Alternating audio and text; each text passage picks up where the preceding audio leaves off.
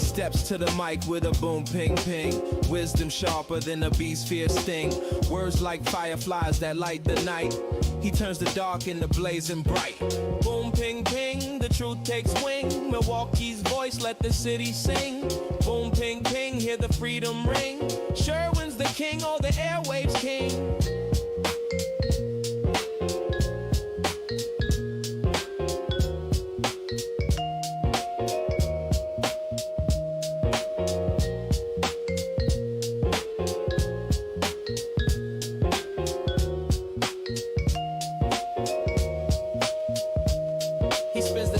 Shake the ground, unveils the truth where lies abound. Politics, justice, social streams. He molds the chaos into dreams. No silence here, just the sound of change.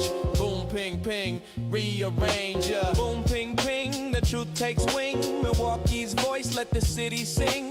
Boom, ping, ping, hear the freedom ring.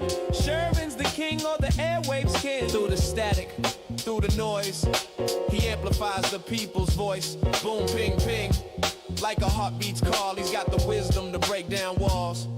Yeah.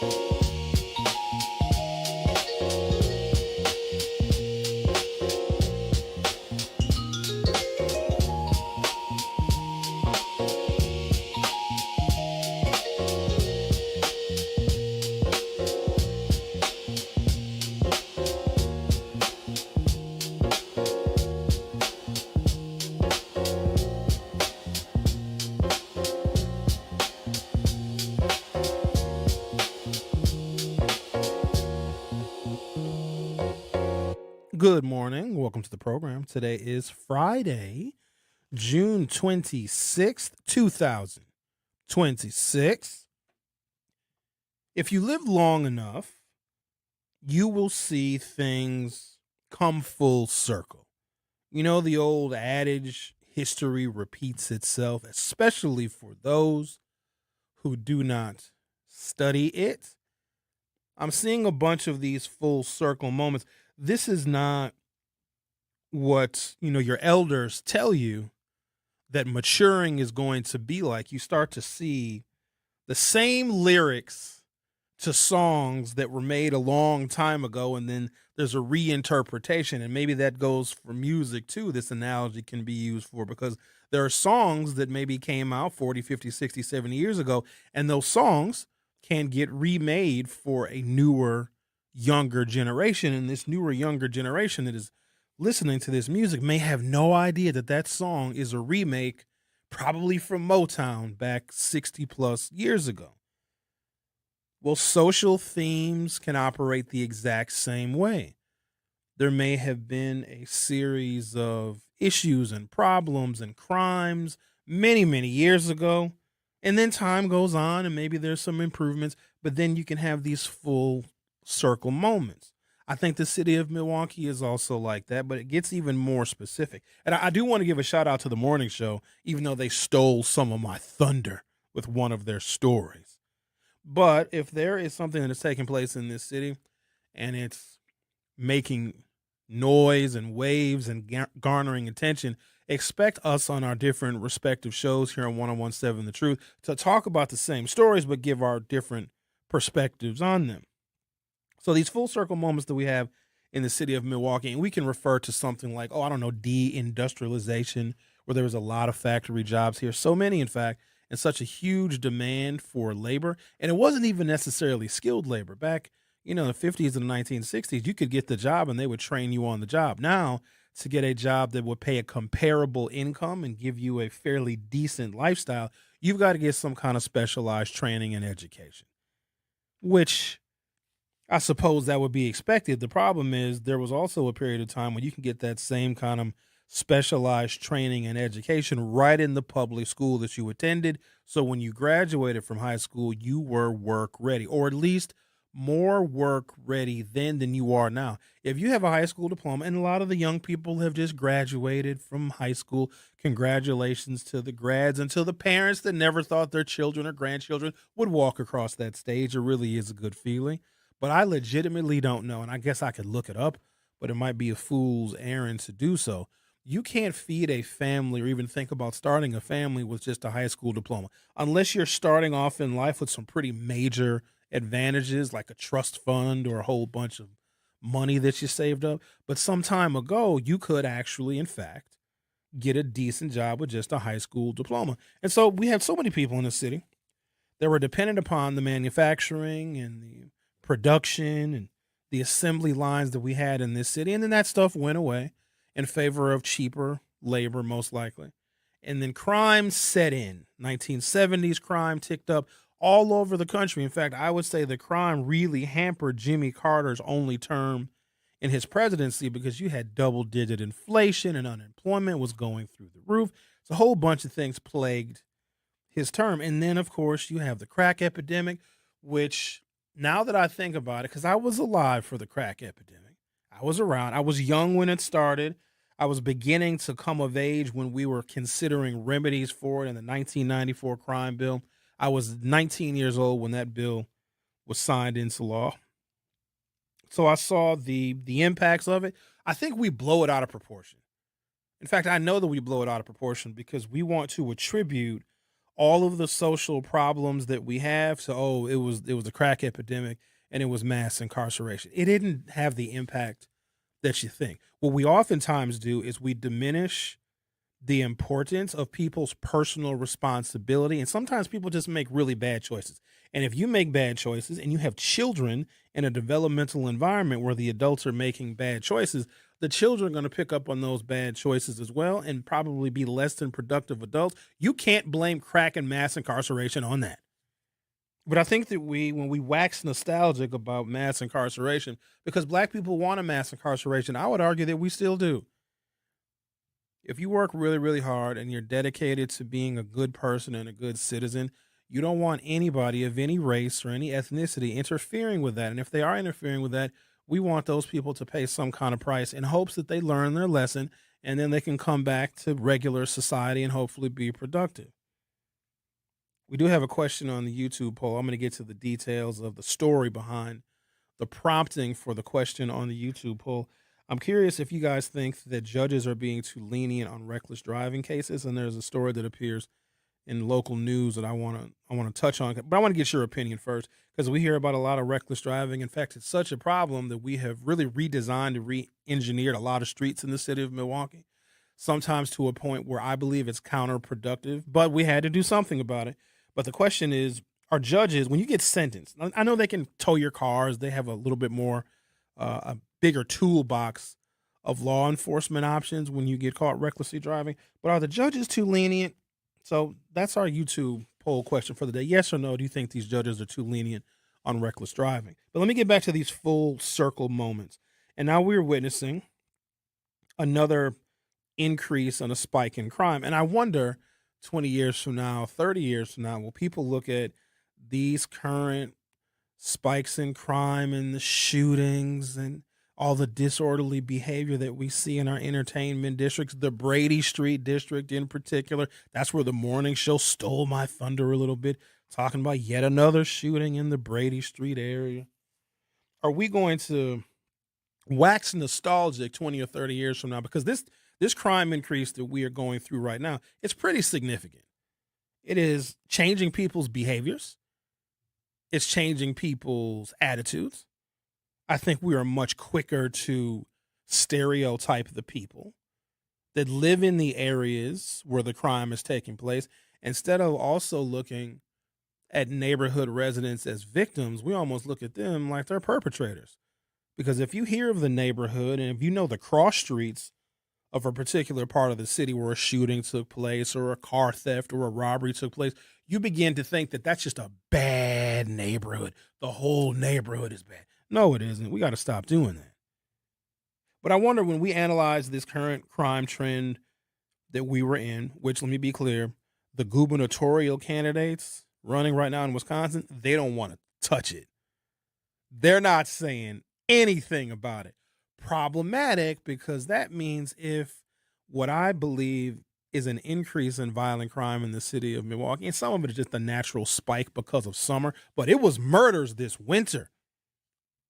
Usually the bullets don't fly as fast and far when it's cold outside. There was homicides consistently, even in the cold weather months, because we are in an uptick when it comes to crime and criminal behavior. But I wonder in the future, are they going to say, oh, the pandemic really did a number on those people back in the 2000s and the 20s? Just like we look back at the crack epidemic and we blame everything, all the crime, all the incarceration. Oh, it was the crack. Newsflash.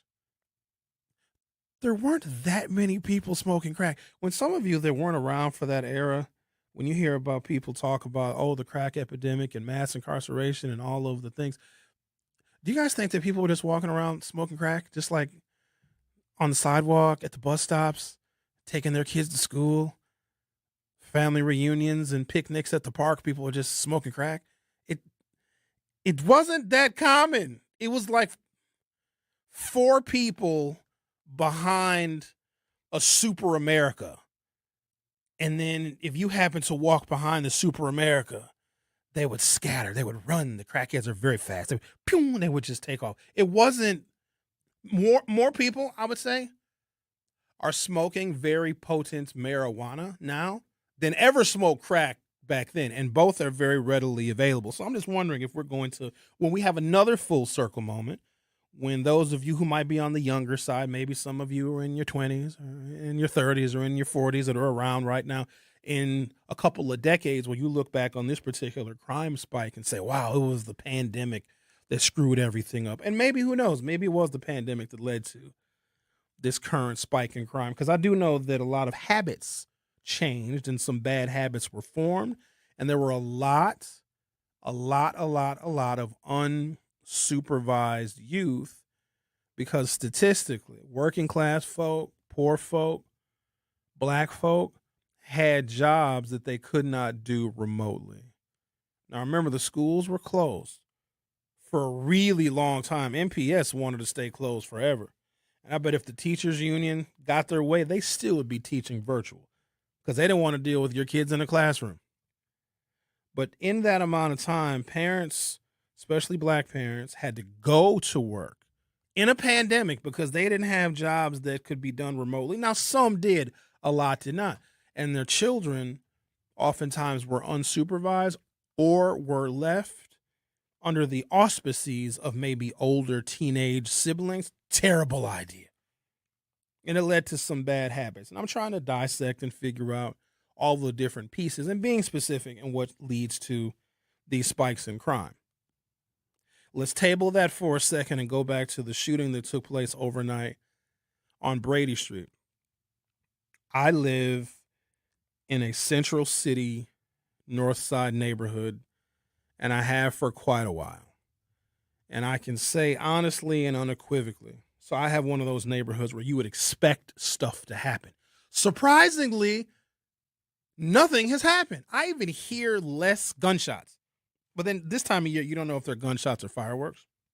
But there have been years in which there's like a symphony, a cacophony, if you will, of rapid gunfire that you hear off in the distance. It would be pretty consistent during the summer. I hear a lot less of it. And in the neighborhood that I live in, I would say it's safe. There have been more shootings, more fights, and quite honestly, more homicides in and around the Brady Street neighborhood than there have been in my North Side Central City neighborhood that most people would be told to avoid. But I'm not blaming the people that you think that I'm blaming. I'm going to give you this full circle moment because what I can recall from my youth many, many years ago, like I said earlier, if you live long enough, all this stuff starts to repeat. Brady Street was a dump. It was crime infested. And this is long before black people were hanging out on Brady Street. So here's what I'm going to do. Because I want you guys to have a deeper understanding of this full circle moment and the crime that we are seeing on Brady Street.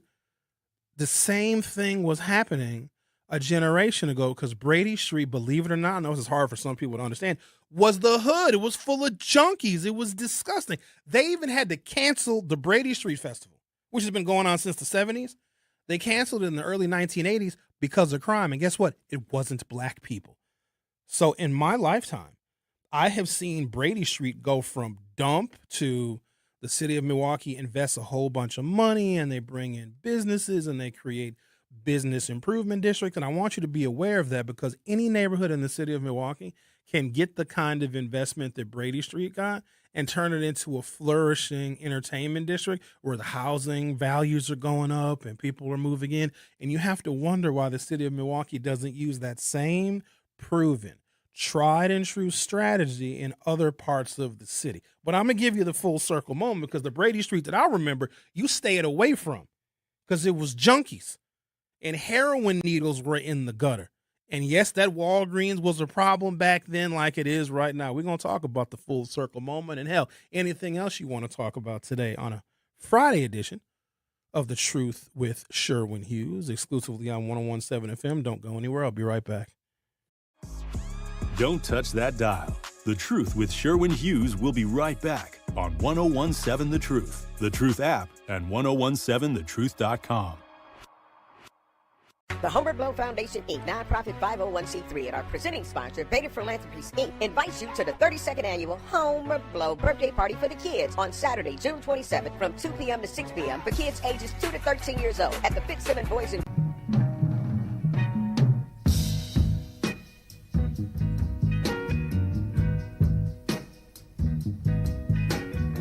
the dark brown shades of my skin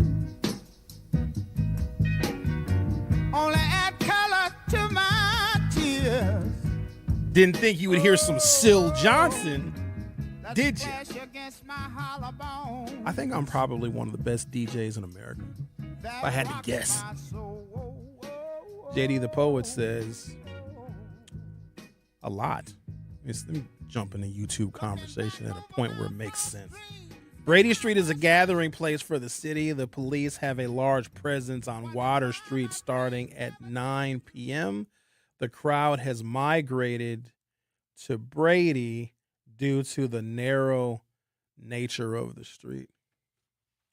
Whenever there is, so let's say we have a general increase in crime in the city of Milwaukee, which I think that we are going through, but I don't think we're the only city going through it. Some of it is like natural ebbs and flows. Some of it is absolutely the economy. When prices go up and wages don't go up, you're going to see crime is going to spike. Alcoholism goes up. Domestic violence goes up. There's always negative social indicators. But another part of it is manufactured by politics. We know that Democrats spend a whole bunch of money and they get in a lot of trouble because they tax a lot. But Democrats also invest in people and invest in structures that can help youth or give youth alternatives. They'll invest in after-school programs. They'll invest in like diversion organizations that kind of give people alternatives to committing crime. Well, when Republicans get in office, they gut all that stuff because they think the money is best served going somewhere else, not necessarily investing in people. And in particular, when Republicans get in office, and let alone if they get super majorities, they will strip Democratic cities from those resources that we need to stay afloat.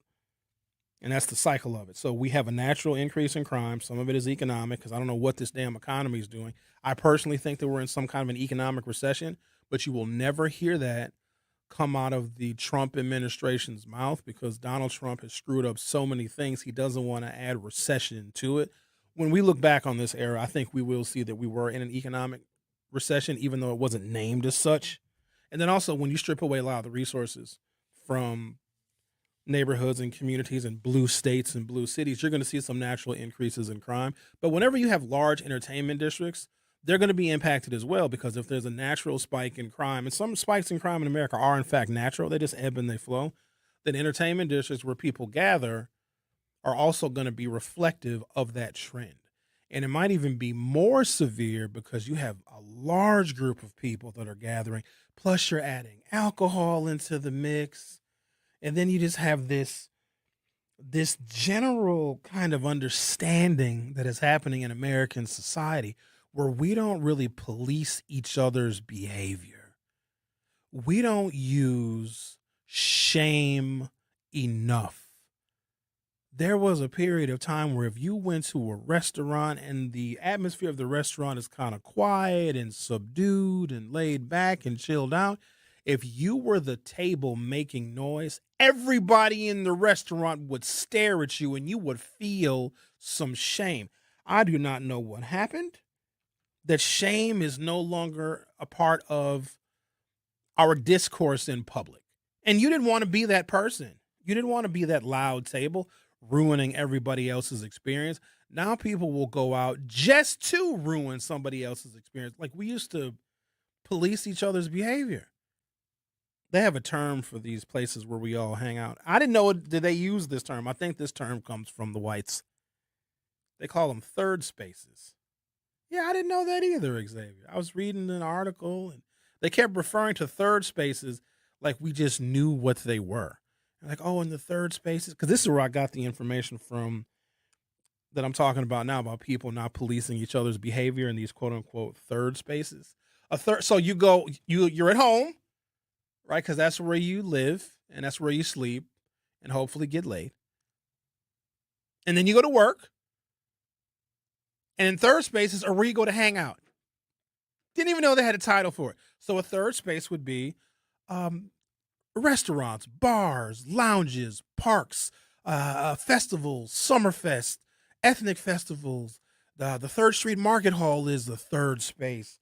The night market, which was recently canceled and will be rescheduled for October. And I guarantee you the October night market is going to be a lot more fun than a summer night market. I just love them in the fall. But those are third spaces. And we as a public, we don't have standards and expectations for everybody's behavior when we are in these third spaces. And that is leading to anybody can do and say anything and act a fool. And if you see somebody that you want to fight, you fight them on site. You used to there'd be a person that you would see that you had a beef with.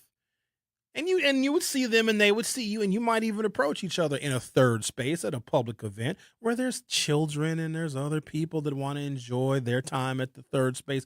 But you see that mother sucker that you have a beef with, and here's what you would say to him. Be like, yeah, I'm going to let you slide this time because we're out here in public. But next time I see you, it's on. And then you just part ways. Here, people make a beeline for one another and just start beating each other up. Let's talk to the official poet laureate of 1017 The Truth, JD the Poet. Hello, JD. How are you? I'm well, man. I do Brady Street pretty frequently to do my outreach work and, get my poetry out there and interact with the people, because it's people of all ages. Everybody seems to think it's only young people on Brady Street. It's old people on Brady Street. I'm mid-age, and it's people 50, 60 still hanging out late at night, because you have people that come in from conferences. They ask the hotel where are your entertainment districts, and they come down because everything isn't hip-hop based. You have Nashville North that plays country music. You have some other eclectic spaces. Dorcia has a nice happy hour, and sometimes people spill over and stay a little later. Beautiful area, and what's happening is the people from Water Street that were congregating have moved up because of the large police presence, and because it is a gathering space, people come there and they see each other from the north side, the south side, and it goes down. Or it could be a random confrontation and both guys happen to have pistols and it's a problem. An increased police presence isn't going to stop anything. I was there last week and it was a ton of police down there, and this was on like a Wednesday, and it still was some fights. It still were some altercations because of the food places, the Qdoba.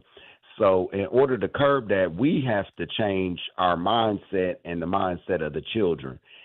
Over-policing isn't going to do anything. They fight in front of the police. So that literally, and I've seen it. So that's not going to do anything.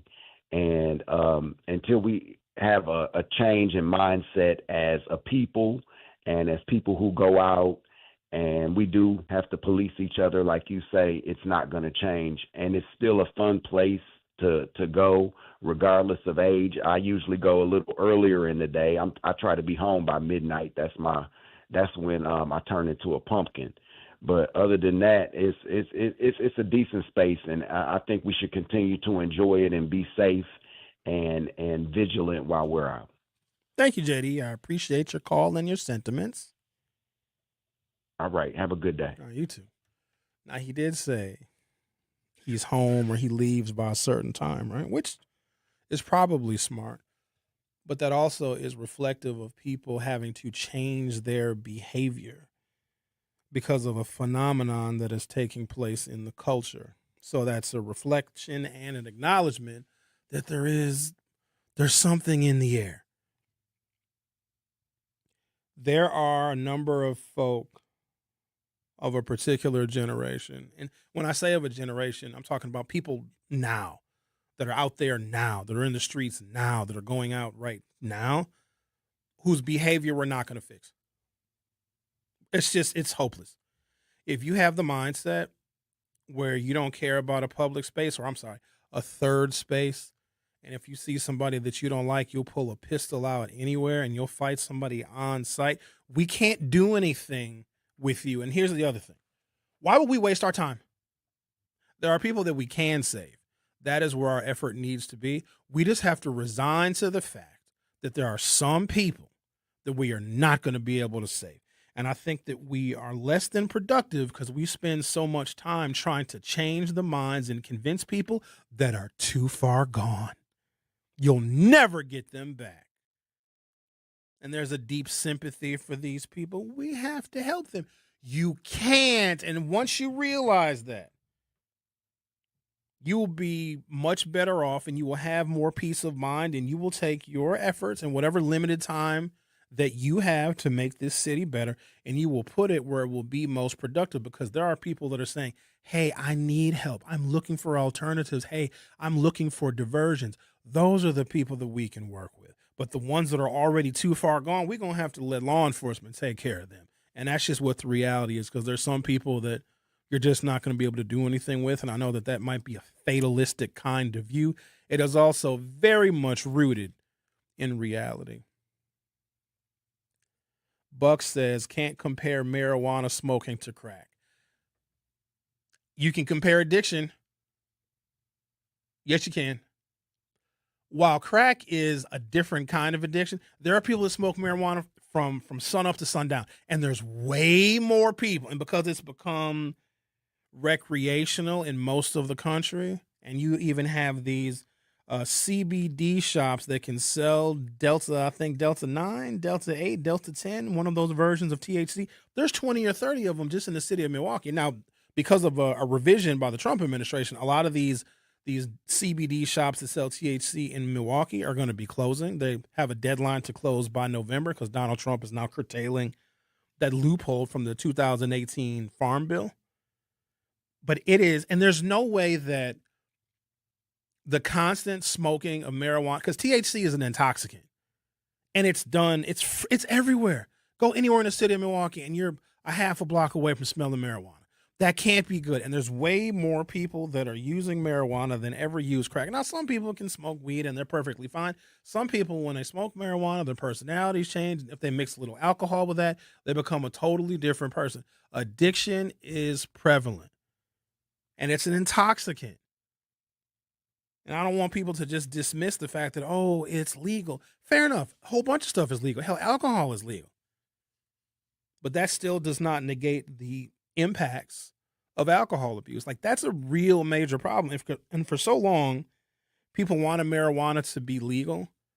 And then we deregulated it, and it's become essentially more prevalent, because you can just go right across the state line to Illinois. And if you show them in some of these shops that sell THC in Illinois, if you show them a Wisconsin ID, they're going to give you a major, major discount, because they want you to continue to keep coming back. And they want to undercut recreational marijuana if it ever becomes legal in Wisconsin, because it'll be cheaper in Illinois, because they can make additional profit off of Wisconsinites that get their THC across state lines. But I think that we have to really analyze how we will just become so incredibly lax on something that is an intoxicant because kids are getting it too. And like all the little candies and the gummies, that's for kids.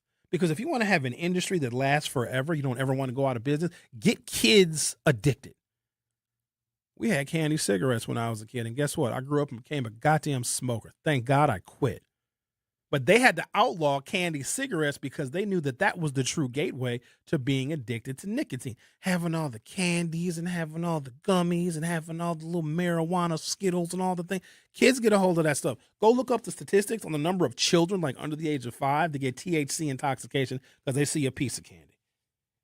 So we have to rethink all of that stuff if we do believe that we are in an upward trend when it comes to crime. Milwaukee overnight shooting, 1 wounded on the city's lower east side.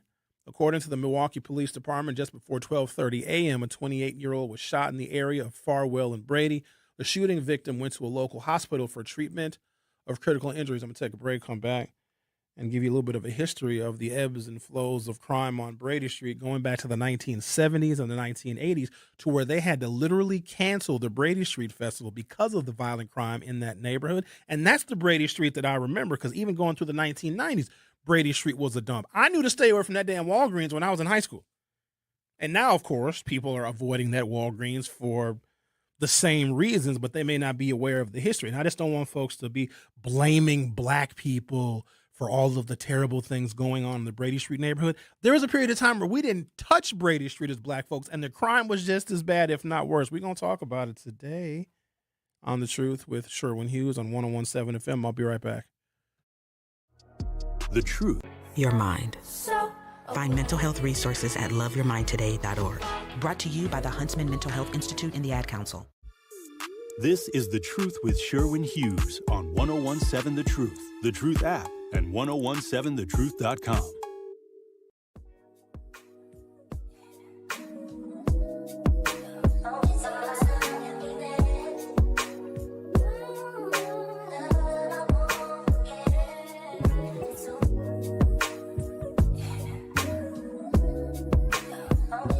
The shooting victim went to a local hospital for treatment of critical injuries. Talking about a shooting that took place early this morning in the Brady Street neighborhood. We call it the Lower East Side on Brady and Farwell.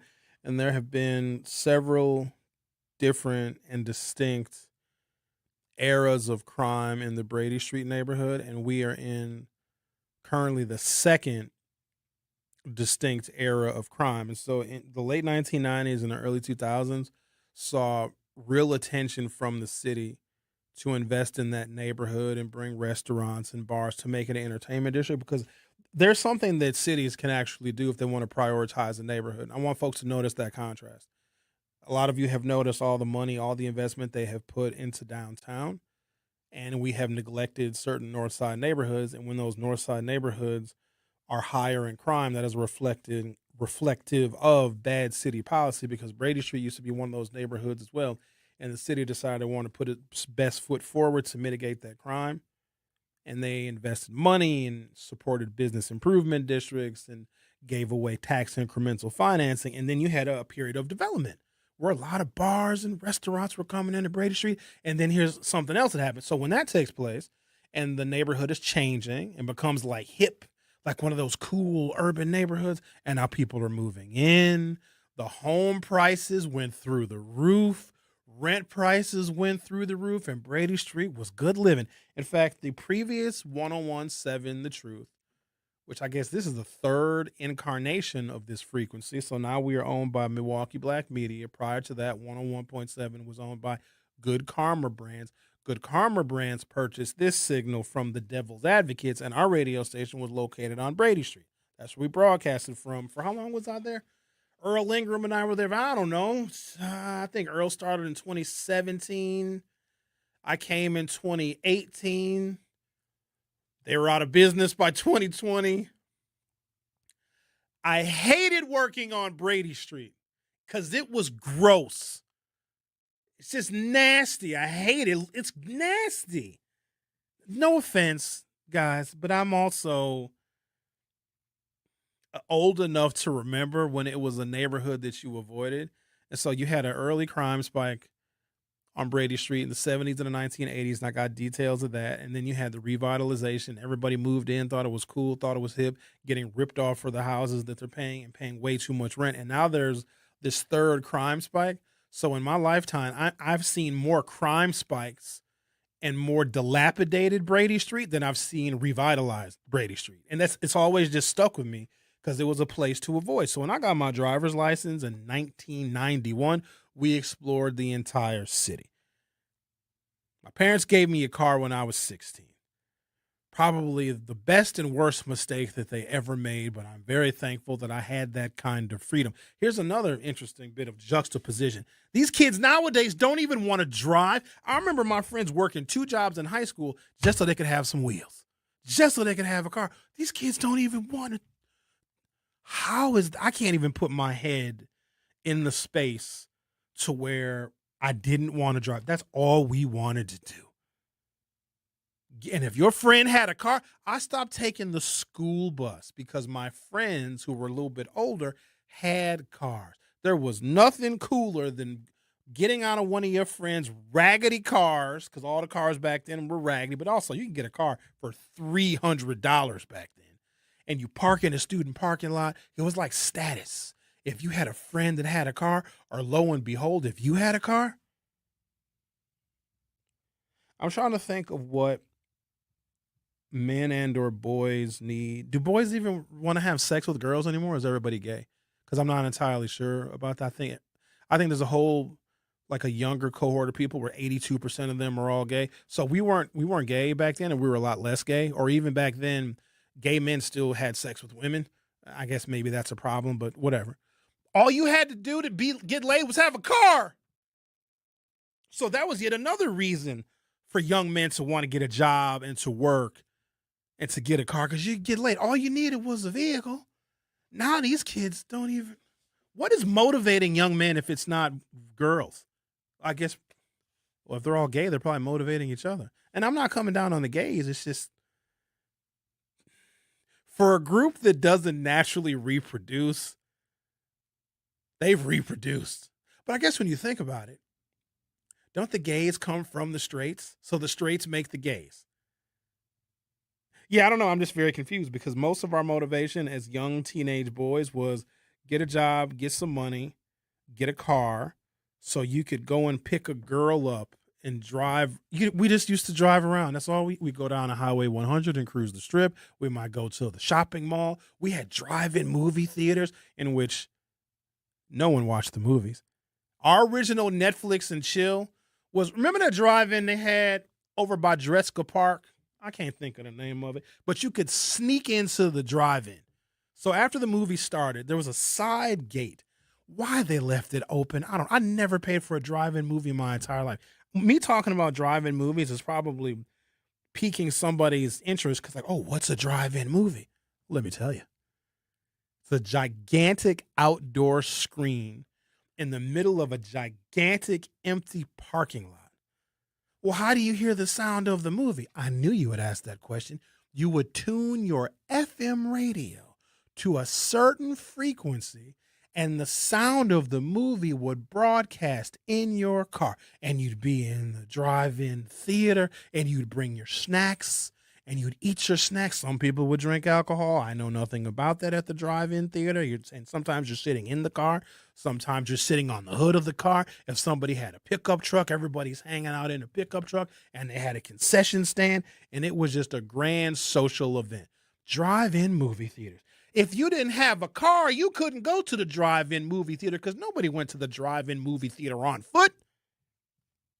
We were motivated by different things at the time. Oh, I miss those days so very much. Now, if you had a drive-in movie theater, it would be a drive-by movie theater because people would just start shooting each other at the drive-in movie theater. I swear I miss those simpler times, and there's a whole generation of people that will never know what that was like. I said I was going to talk about the damn history of the crime on Brady Street, and I just chewed through one of my segments. Don't worry, I got more segments to come. We'll talk about that next. The Truth with Sherwin Hughes will be right back. The Truth with Sherwin Hughes returns after this on 101.7 The Truth app, and 101.7 Mental Health Institute and the Ad Council. This is The Truth with Sherwin Hughes on 1017 The Truth app, and 1017thetruth.com.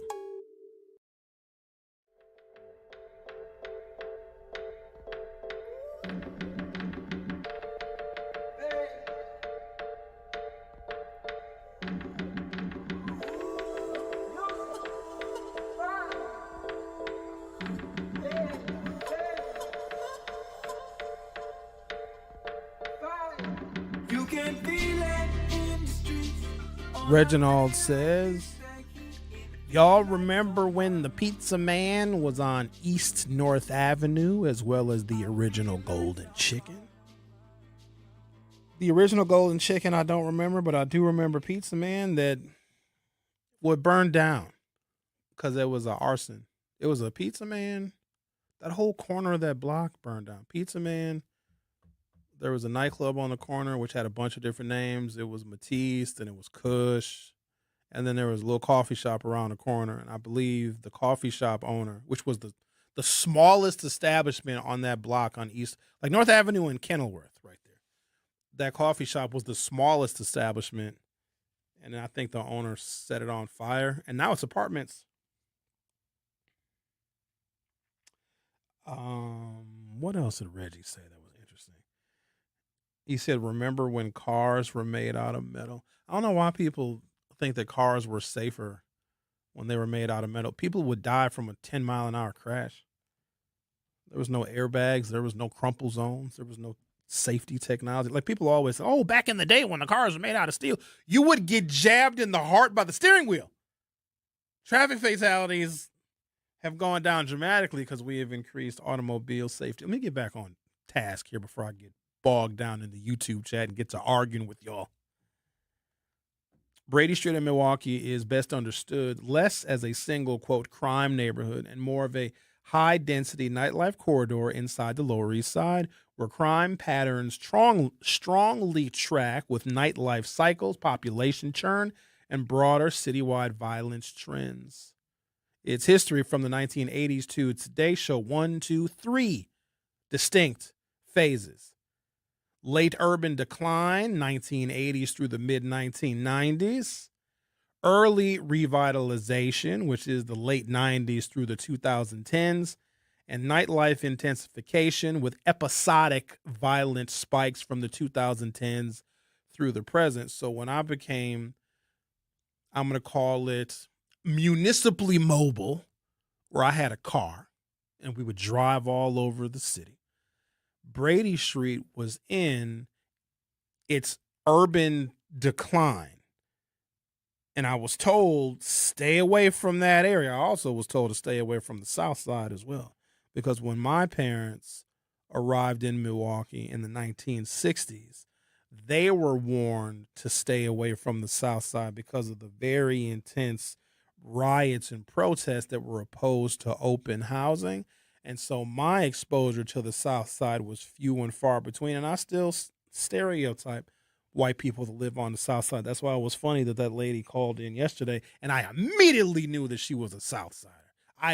You can just tell. You can literally smell it. South Siders in Milwaukee have a distinct aroma. It's somewhere between the smell of like copper, like a penny, and wet dog. It's a very unique South Side aroma, and their last name's always in an SKI. Whatever. Not making fun of your last names, but you think black people have funny names. Go look at someone in Polish last names. Anyway, so I had to deal with the next generation of racist Southsiders because my parents dealt with, their peers of their age that were very racist and opposed to open housing. We had a lot of housing marches, and even George Wallace, when he ran for president, he said if he wasn't home in Alabama, you know where else he felt just as comfortable? On the South Side in the city of Milwaukee. It also should be noted that when George Wallace ran for president in the 1960s, I think either in 64 or 68, he ran on a racist segregationist platform and had a campaign office in Oshkosh, Wisconsin. So go figure. 1980s urban decline and drug market and opportunistic violence. During the 1980s, Brady Street and surrounding Lower East Side blocks were part of a Milwaukee urban core experiencing high vacancy and business turnover, heroin and cocaine distribution networks tied to broader Midwest drug routes. See, a lot of folks didn't know that. It was literally a heroin dump. Because people think of Brady Street like, oh, we're going to go down there and have fun. All right. I know back in the day you were advised to always be wearing shoes if you're walking around on Brady Street. Street-level robberies and assaults concentrated near the commercial corridors. Citywide data reflects the environment. Milwaukee violent crime in 1985 was 4,058 total violent crimes citywide, with a violent crime rate of 652 per 100,000 residents. That is insanely high. By 1990, violent crime rose to 6,288 incidents citywide. Brady Street specific dynamic, mixed residential commercial blocks with weaker evening foot traffic compared to downtown cores. Crime tended to be a little more situational rather than territorial. Robberies, assaults, and break-ins. Limited nightlife compared to later decades, meaning fewer large crowd incidents, but more isolated and frequent street crime after business hours.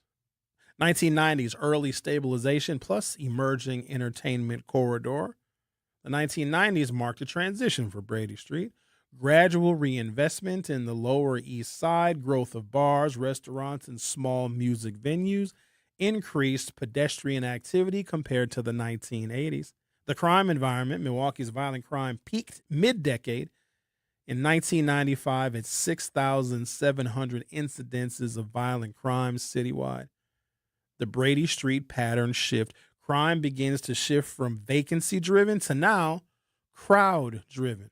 More bar fights, alcohol-related assaults, theft from vehicles, fewer abandoned property crimes relative to the 1980s. So it just seems that Brady Street has kind of ebbed and flowed with the times, but the two distinct eras of crime, one right now, the other one going back to the 1970s and the 1980s, is more that neighborhood's history than it being this fun, cool place to live, and you buy your house and you have all the entertainment district. That is a relatively new phenomenon, and what's going to happen is at some point, if these summers continue, it's going to see a decline again, because if your business is getting robbed and there's shootings, like, you don't want to have to pay the exorbitant amount of rent and the lease for your business space. You might lose some customers.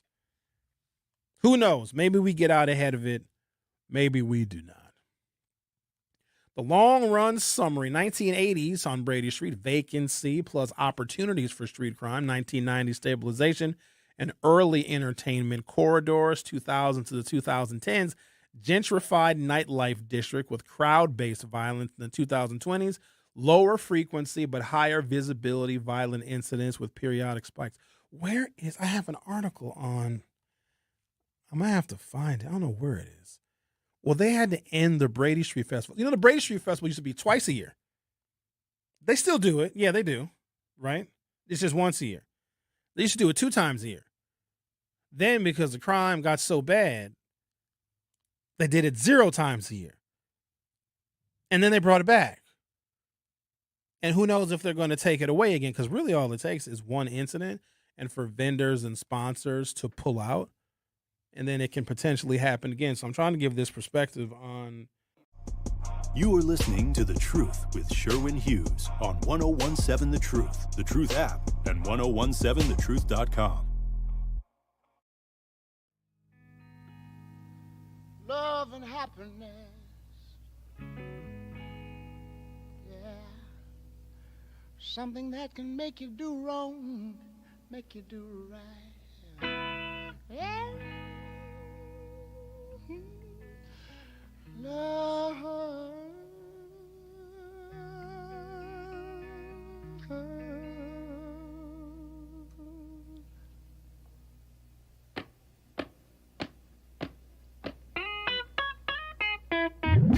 Welcome to hour 2 of The Truth with Sherwin Hughes. I found it. Talking about Brady Street. And I'm not discouraging people from going. Go and have a good time. Just be home at a reasonable hour. Isn't that with pretty much anything else? Because, once it gets later, because I think that the thug people, they sleep in. You know how many times I've heard people say, oh, Sherwin, these people, they really should be listening to your show. They're not going to listen to my show. My show was on before noon. They're not awake. Oh, Sherwin, if they listen to you, then things would be so much better. You can't get these people up. Here's the thing.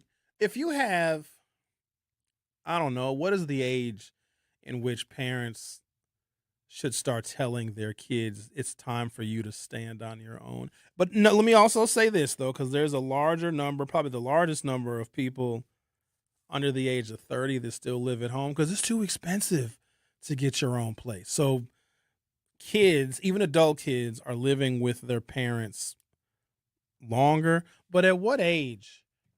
Because in my day, and I can comfortably say my day because I'm just that old, your parents would treat your 18th birthday like every grand holiday all rolled into one.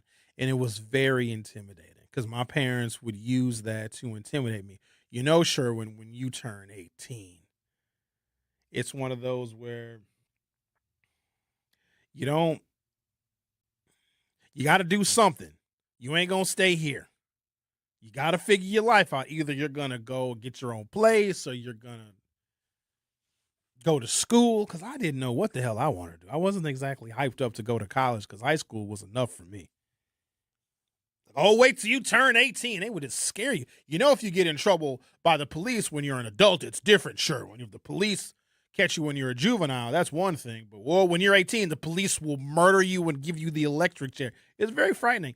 Now, you'll have a parent treating their 29-year-old like a baby. No, I'm going to let him live with me because the world is a scary place, and I don't want my boy, it's usually boys, I don't want my boy to be out there in the world. He can stay with me for as long as he wants. And I'm thinking to myself, he's got kids.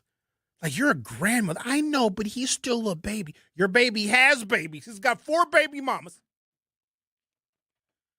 It's been some major social changes. Like, we encourage young people to go out and, stand on your own 2 feet and start, experiencing the world, not staying at home. But also, we didn't want to stay with our parents anymore. We long for freedom. So I had a group of friends that I grew up with. Some of them left. They moved away or they went to college in other places. Some of them stayed in those other places. Some of them eventually came back. But then there was a cohort of people that after high school, they got apartments downtown. They got apartments, well, not so much downtown. There wasn't really a lot of housing downtown, but on the east side. Right after high school, they didn't want to live with their parents. Some people moved out like the month that we graduated from high school. We graduated in June back in the day at Brown Deer. Some of these kids were signing leases and had parties on July 4th because they could not wait to get out of their parents' houses. And maybe because the economy was different, but I think the motivation to be independent was really, really strong. We wanted to have cars. We wanted to drive. We wanted to go and explore. And maybe the internet has reduced that desire. Because technically, if you go online, you can travel pretty much anywhere. You can talk to people from all over the place. You don't physically have to leave home. But also, I think the world has become a scarier place, which is unfortunate because when you think about it, the world should have been scarier back then when you were disconnected. When you left home, it was like a 50-50 shot of whether you were even going to come back. If you left home, nobody even knew where you were. Now we track people. You have couples that have each other's location. I have never in my life ever needed to know where my significant other is all of the time. How does that not drive you insane? Because isn't that like a whole nother job when you're, oh no, she's on 14th Street. I better call her. Why do you care? I don't get that. Xavier, are you into that tracking? Like if you with somebody, turn your location on so I can know where you are. No, but I was going to say, didn't you guys have beepers back in the day? Yeah, but a beeper didn't track your location. Yeah, but I'm talking about they just blow you up. And you can just not go to a payphone. 99% of the time, if you got a beep, you didn't reply. It's like, or they would beep like a code or something, and that would beeping 911. Oh, I better call this person back. And then we would overuse paging somebody with 911 because then somebody pages you. You'd see the 911. You go to a damn payphone, call them back, and you're like, oh, what's the emergency? Nothing. I just want to know where you're at. Yeah, beepers became. We had beepers in high school. It was like a status symbol. There was a period of time where the only folks that had pagers were doctors. Then after that, drug dealers, because you need your fiends to be able to get in contact with you. And then it just got kind of generalized into the regular culture. I think hip-hop culture also fueled beepers because Sir Mix-a-Lot had a song called Beepers. It was actually a really cool piece of technology. Do you guys remember how beepers worked? Somebody would call your pager number, and sometimes you could record a greeting, right? You could record music or record, hey, you've reached Sherwin, leave me your phone number. And then you would take your touch tone phone and then type in the number that you wanted to display on the pager, and then you would see the number, and you could decide if you want to call the person back or not. What made beepers obsolete is the cell phone, the personal communication service, Sprint PCS. Now everybody's got a phone in their pocket, but there was no internet on the phone. It was just for making telephone calls. But that wasn't until probably the late 1990s and the early 2000s, because, back in the day, in the 80s and 90s, if somebody had a cell phone, you know how hard cell phones were to get? You had to pass your credit score had to be of a certain level before they would even give you a cell phone. And if people had that, you could always tell because they had that little squiggly antenna on the back windshield of their vehicle, and you looked at that person like, oh my, they have a phone in their car. Now phones are the damn end of civilization. The cancellation of the Brady Street Festival in 1981 was a direct reflection of shifting, volatile environments on Milwaukee's Lower East Side. In the late 1960s and 70s, Brady Street evolved from a traditional Italian immigrant enclave into the, quote, Haight-Ashbury of the Midwest, the vibrant epicenter of the city's counterculture, anti-war movement, and hippie lifestyle. Out of the eccentricism, the Brady Street Days Festival was born in 1973. However, just 8 years later, in 1981, the neighborhood was buckling under severe structural decline and a stark escalation in crime. And I'm giving you this information because this has nothing to do with the black people. We always want to associate crime and dilapidated neighborhoods and the canceling of festivals with black people. Now, black people, we had our own stuff going on too. So while Brady Street was declining and they canceled their Brady Street Festival, in the same time frame, our Juneteenth Day was going under a little bit of a transition too. Let's not forget about that. Juneteenth Day used to stretch from sunup to sundown, from coast to coast on 3rd Street. From how far down did it go? Because this is before my time. To North Avenue, maybe? Burleigh to North? That's 17 blocks? That's big. It used to go till, now we would argue over this, midnight? 10 p.m.? It was very dark when Juneteenth ended. Now when Juneteenth ends, you still can get lunch. The migration of the counterculture and urban blight by the late 1970s, the, quote, flower power era had largely faded. Many of the students, artists, and political activists who had kept the Brady Street neighborhood tight-knit and self-policing began migrating across the river into the River West neighborhood. Oh, River West used to be a dump, too. Now, this makes sense. River West went through something similar, and now River West, and then I would also say shortly after that, Brewers Hill, that was crack heaven. That, for the people that overestimate the impact of the crack epidemic, Brewers Hill was very cracky. Now look at it, a gentrified heaven on earth. Oh yeah, Brewers Hill was super duper cracky. Like, you know how people sometimes they'll be on the beach with a metal detector looking for looking for jewelry and lost, like coins and stuff. You ever see somebody with a metal detector on the beach? Brewers Hill back in that day, you could do the same thing, but find like crack flakes. Like, oh, look, I've found an unused rock. What? No, that's not true, because if a crackhead lost a rock, they'd be on their hands and knees and would end up smoking anything that even looked remotely like a crack rock. By the late 1970s, the flower power era had largely faded. Many of the students, artists, and political activists who had kept the Brady Street neighborhood tight-knit and self-policing began migrating across the river to the River West neighborhood. As they left, a vacuum formed. Property values plummeted, building maintenance stopped, and the tightly packed storefronts sat vacant or deteriorated into urban blight. Open drug markets and drastic violent crime, the relaxed, drug-friendly counterculture of the early 1970s took a dark and hard-edged turn as the decade ended. The Brady Street neighborhood's bohemian reputation began attracting more predatory elements. Heroin and heavy narcotics. Soft drugs like marijuana gave way to heavy narcotics, turning certain corners of Brady Street into active open-air drug markets. That's the Brady Street that I was told to stay away from.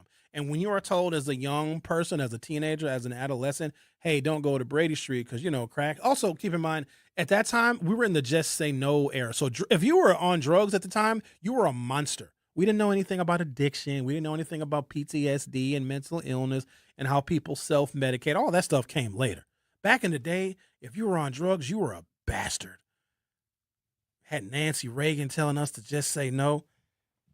I think we went a little bit too far with that. Then we had the DARE program. Do you guys recall I did a whole show. This was a couple years ago, I guess. I did a whole show on the DARE program. So if you're of a certain age, you had drug awareness, resistance, education, and McGruff the crime dog. Like it was a major effort, like millions and millions of dollars. But you know what that was? That was an excuse because they didn't prevent kids from doing drugs. When we look back on all the money that was spent on drug awareness, resistance, education, it did not have an impact on teen or adolescent or even early adult drug use. It was a reason to put cops in schools, to hire more police, to give police more overtime, and to give them cushy jobs, but also getting kids to open up. Let's talk to Andre. You're on 101.7 The Truth. How are you? Hey, good morning. Morning. Okay, real quick, Juneteenth actually went from Center Street south to North Avenue. When they started building up and it became a little bit better area, they moved it north. Okay. More towards Burleigh. It never went from Locust or none of that. None of that was involved. It went from Center to North Avenue. And so what was the longest Juneteenth route? So was that what was the long? Because there was an era where it had a lot of length. What was the longest? So Burleigh to Center to North Avenue. Center to North Avenue. That's only 5 Center to blocks. North Avenue was it's 4 blocks actually. That's small. Center, but yeah, them blocks were long and they had everything in them fields and it was just nice. Okay. What year was nice. this roughly? 80s, 90s, 70s? In the 80s. Okay. In the 80s, yeah. And then they had that, you mentioned Brewers Hill. They were known for the teas and blues, and you wouldn't even know what that is, probably. Tell me what it is. Big teas and blue. That's fake heroin. Oh, no. It's $2 heroin. Ooh. But you could buy that. Prostitution was down there. There was a bar called Curly's, and Curly made himself $1 million selling 10 and 20 cent glasses of beer down there. But this was kind of even before the crack epidemic. When that during the crack epidemic was actually the transition of Brewers Hill when person like me and you couldn't even call walk. They wanted us out of there. We lived down there, but they started doing stuff where the widow whose husband died worked at L. Smith. They couldn't afford it. You had to restore your house to originally you couldn't put siding. You had to use the pastel. They made a lot of rules to damn near put them people. Not damn near. They did get them out of their houses. Interesting. So, yeah, and that's what happened. Anybody who's my 60 years old and know that they'll know exactly what They'll remember the Curlies and this, that, and the other. Just Google the Teas and Blues epidemic in Milwaukee. I will do that. Thank you. Probably some interesting cases. All right, thank you, Andre. Appreciate you. Teas and Blue. I didn't know what the hell that was. So there also was this thing that we called it a low-income condominium experiment, following along with what Andre said. So when people were being displaced from their homes in the Brewers Hill neighborhood by putting up certain restrictions on how homes could be restored, and then, of course, property taxes were going up because now you have a new cohort of people that are moving into the neighborhood. They're buying those dilapidated houses. They're fixing them up. And then properties of like architecture would experience an increase in property value and therefore property taxes. And if you are on a fixed income, you can't really weather or withstand a major increase in your property taxes because that's a natural. It's still immoral and sinister, but it's a way in which you can displace people who are of lower incomes if you increase their property values, which is typically good, but that also forces them to sell. If you can no longer afford your property taxes, but the price or the value of your home has gone up, that would force you to sell. And so now you got to wonder, well, where are people going to go? So the low-income condominium experiment was, well, we want to offer people in the city of Milwaukee who are being displaced from north side neighborhoods that are very close to downtown because they knew that the downtown development was coming because urban planning is like 50 years out. So even before John Norquist was mayor, but particularly when he was mayor, they were planning for downtown to look exactly like this. I literally am in a shopping mall broadcasting right now because they wanted to build up downtown and offer things downtown so that downtown Milwaukee could compete with the suburbs. And I would argue that in the long view, the city of Milwaukee won. But you got to get rid of the people. Where are you going to put the people? Well, we're going to have what is called a low-income condominium experiment. We are going to move black people out to the very far northwest side of the city of Milwaukee. I'm assuming it's still there. It was right across the street. I haven't been out that way in years because I have no reason to go because the northwest side of the city that I'm speaking of is literally the land that time forgot. It's like it's a wasteland of absolutely nothing, but it was done intentionally. So you moved people from near north side neighborhoods out to the far northwest side. So think Brown Deer Road between 76th Street and 107th Street. So you had Northridge over there, and you had a condominium development called North Meadows, where you would move people who were displaced from living in near north side neighborhoods to these low-income condominiums. So it's a really weird thing that we used to do when we were teenagers. There was a Taco Bell on 91st and Brown Deer Road. It's not a Taco Bell anymore. I'll let you guess what it is. It's a JJ's Chicken and Fish and Chicken. Assuming it's still open. I don't even know. They might have ran the JJ's out of there.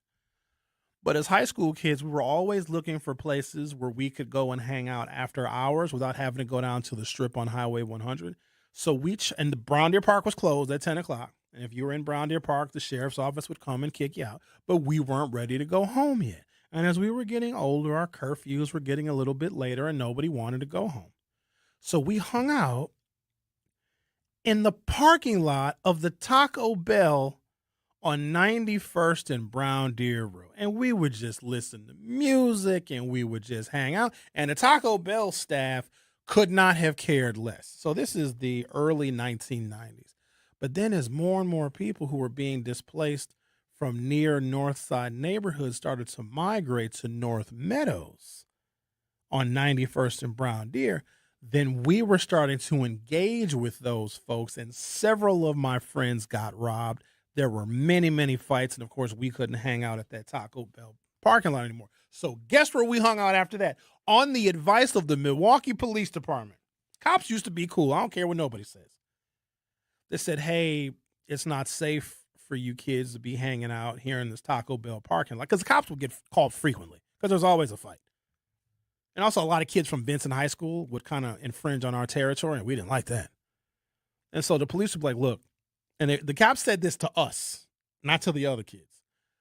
Go hang out in Northridge's parking lot, because Northridge was closed by 9 o'clock.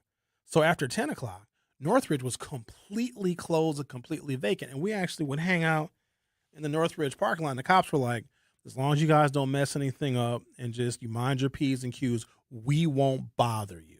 Now, we'll do a couple of laps around the service drive at Northridge, but as long as you guys are just hanging out, not causing any issues, we won't bother. And we used to party in the Northridge parking lot.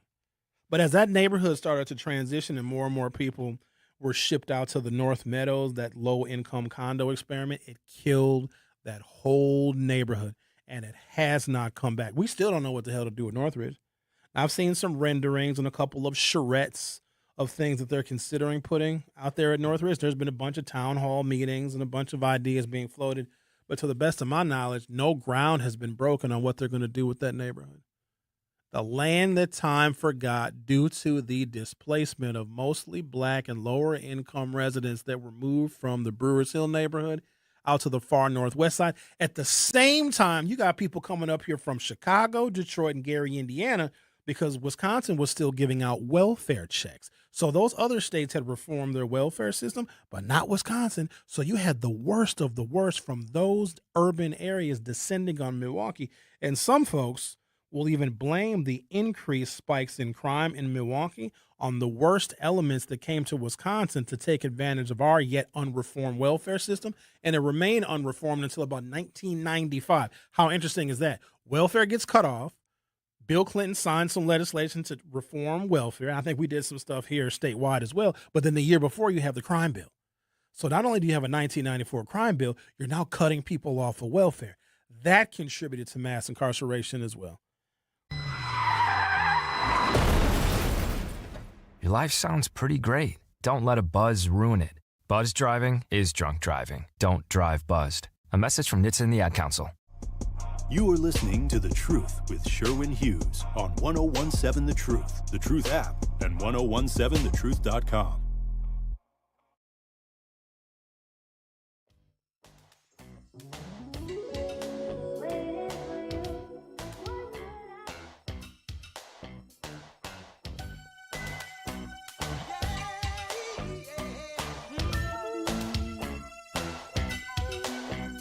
It's like candy. I can feel it when you walk, even when you talk. It takes over me. Yes, I'm dandy. You guys have heard this song before, right? Candy's a popular song. It's about cocaine. Cocaine song. Uh-oh. It's kicking in. It's the same feeling I always seem to get around you. Changes the whole meaning. Now that you know that cocaine in the 80s must have been lovely. All right, let me just I find this so interesting because we don't look at the clashing of ethnicities amongst white people. Did you guys know that white people sometimes hate each other? We seem to think that they all gang up against black people. We, as black people, can bring warring factions of white people together because they will band together to stop us.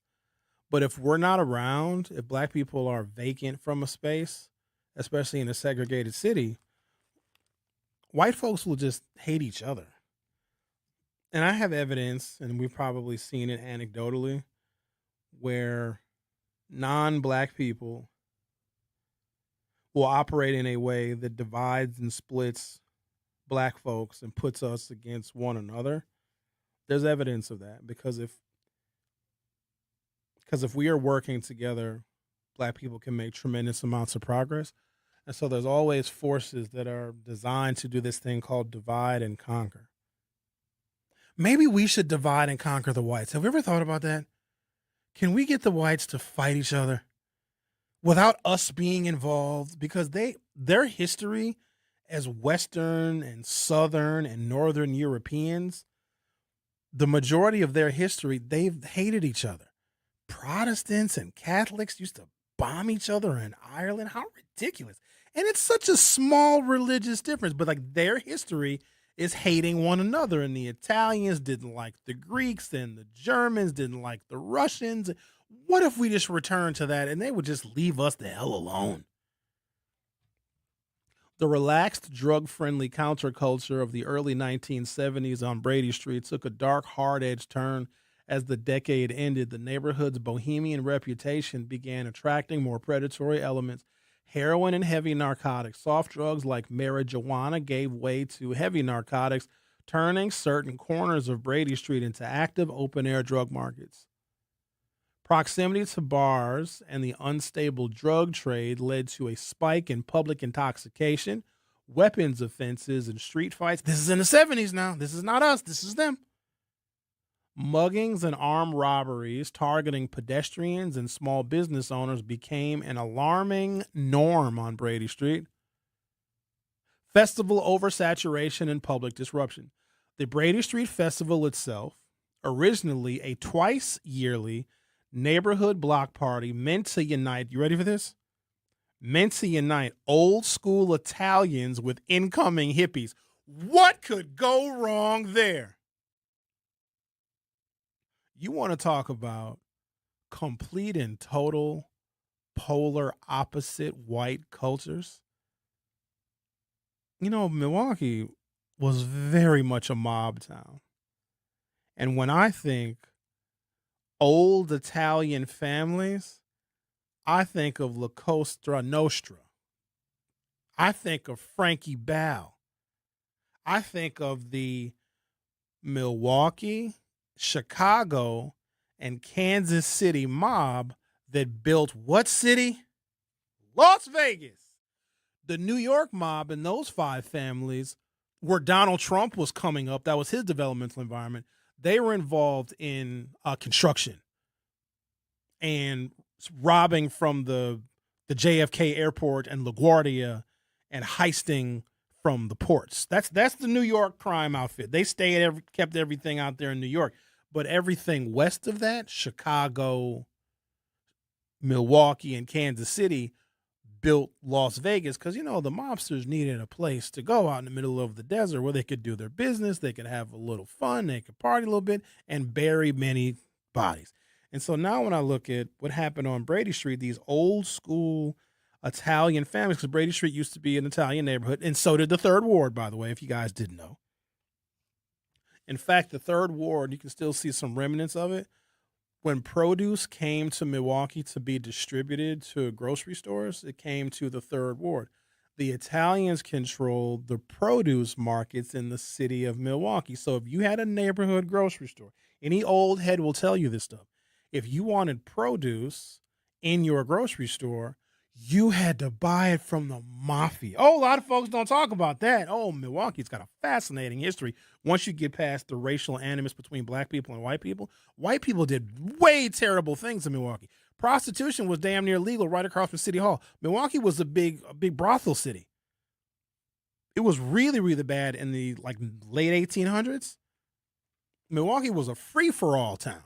And then you wonder why a century later, maybe a little bit more than a century later, Milwaukee became the hub for human trafficking because it always had been.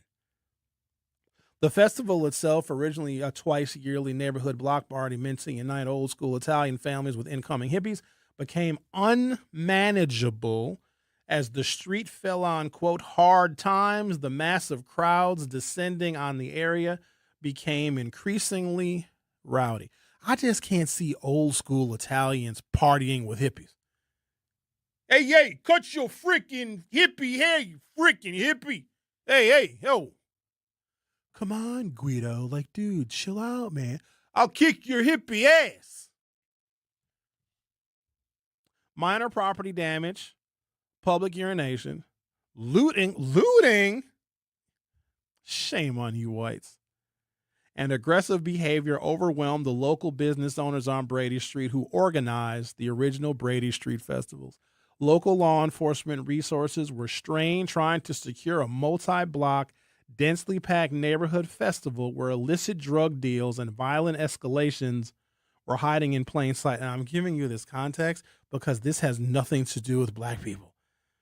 These are hippies and Italians. You know, the original thugs. The aftermath.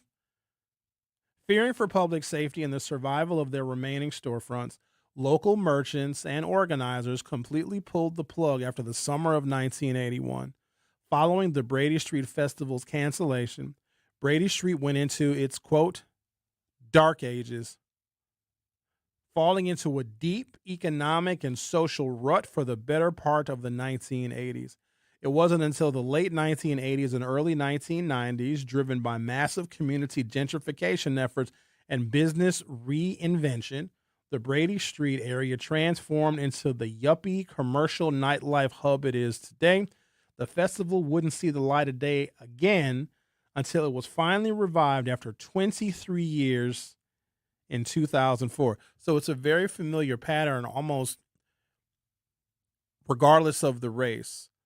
A neighborhood becomes dilapidated, crime goes up, open air drug markets, then property values fall to a complete low. Then people come in, taking advantage of the low property values. They gentrify it, and there you go. Now you have more businesses coming in, more storefronts coming back, and you can bring back the Brady Street Festival. So crime sometimes has a positive function in the long run because crime will tank property values, and then folks will come. Brewers Hill is another example. It's a very familiar pattern. Crime goes up, property values go down, investors looking to buy low and sell high come in, take advantage, and then there you go. Gentrification that revitalizes neighborhoods, but in a very unproductive and short-term way. The Truth with Sherwin Hughes on 101.7 FM. I'll be right back. The Truth with Sherwin Hughes returns after this on 101.7 The Truth app, and 1017thetruth.com. Doctors Without Borders is delivering life-saving medical care where it's needed most in communities around the world. From bandaging war-wounded patients in Sudan to providing clean drinking water. Hard to love you.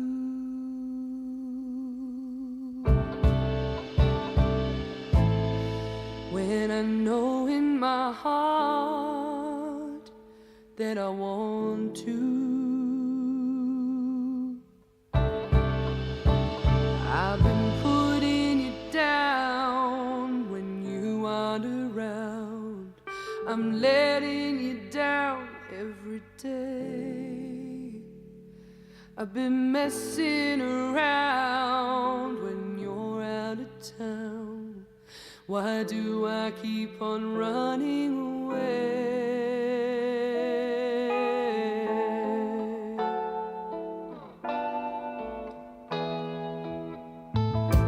I'm a part-time lover. You can't tell me this don't go hard as a rock.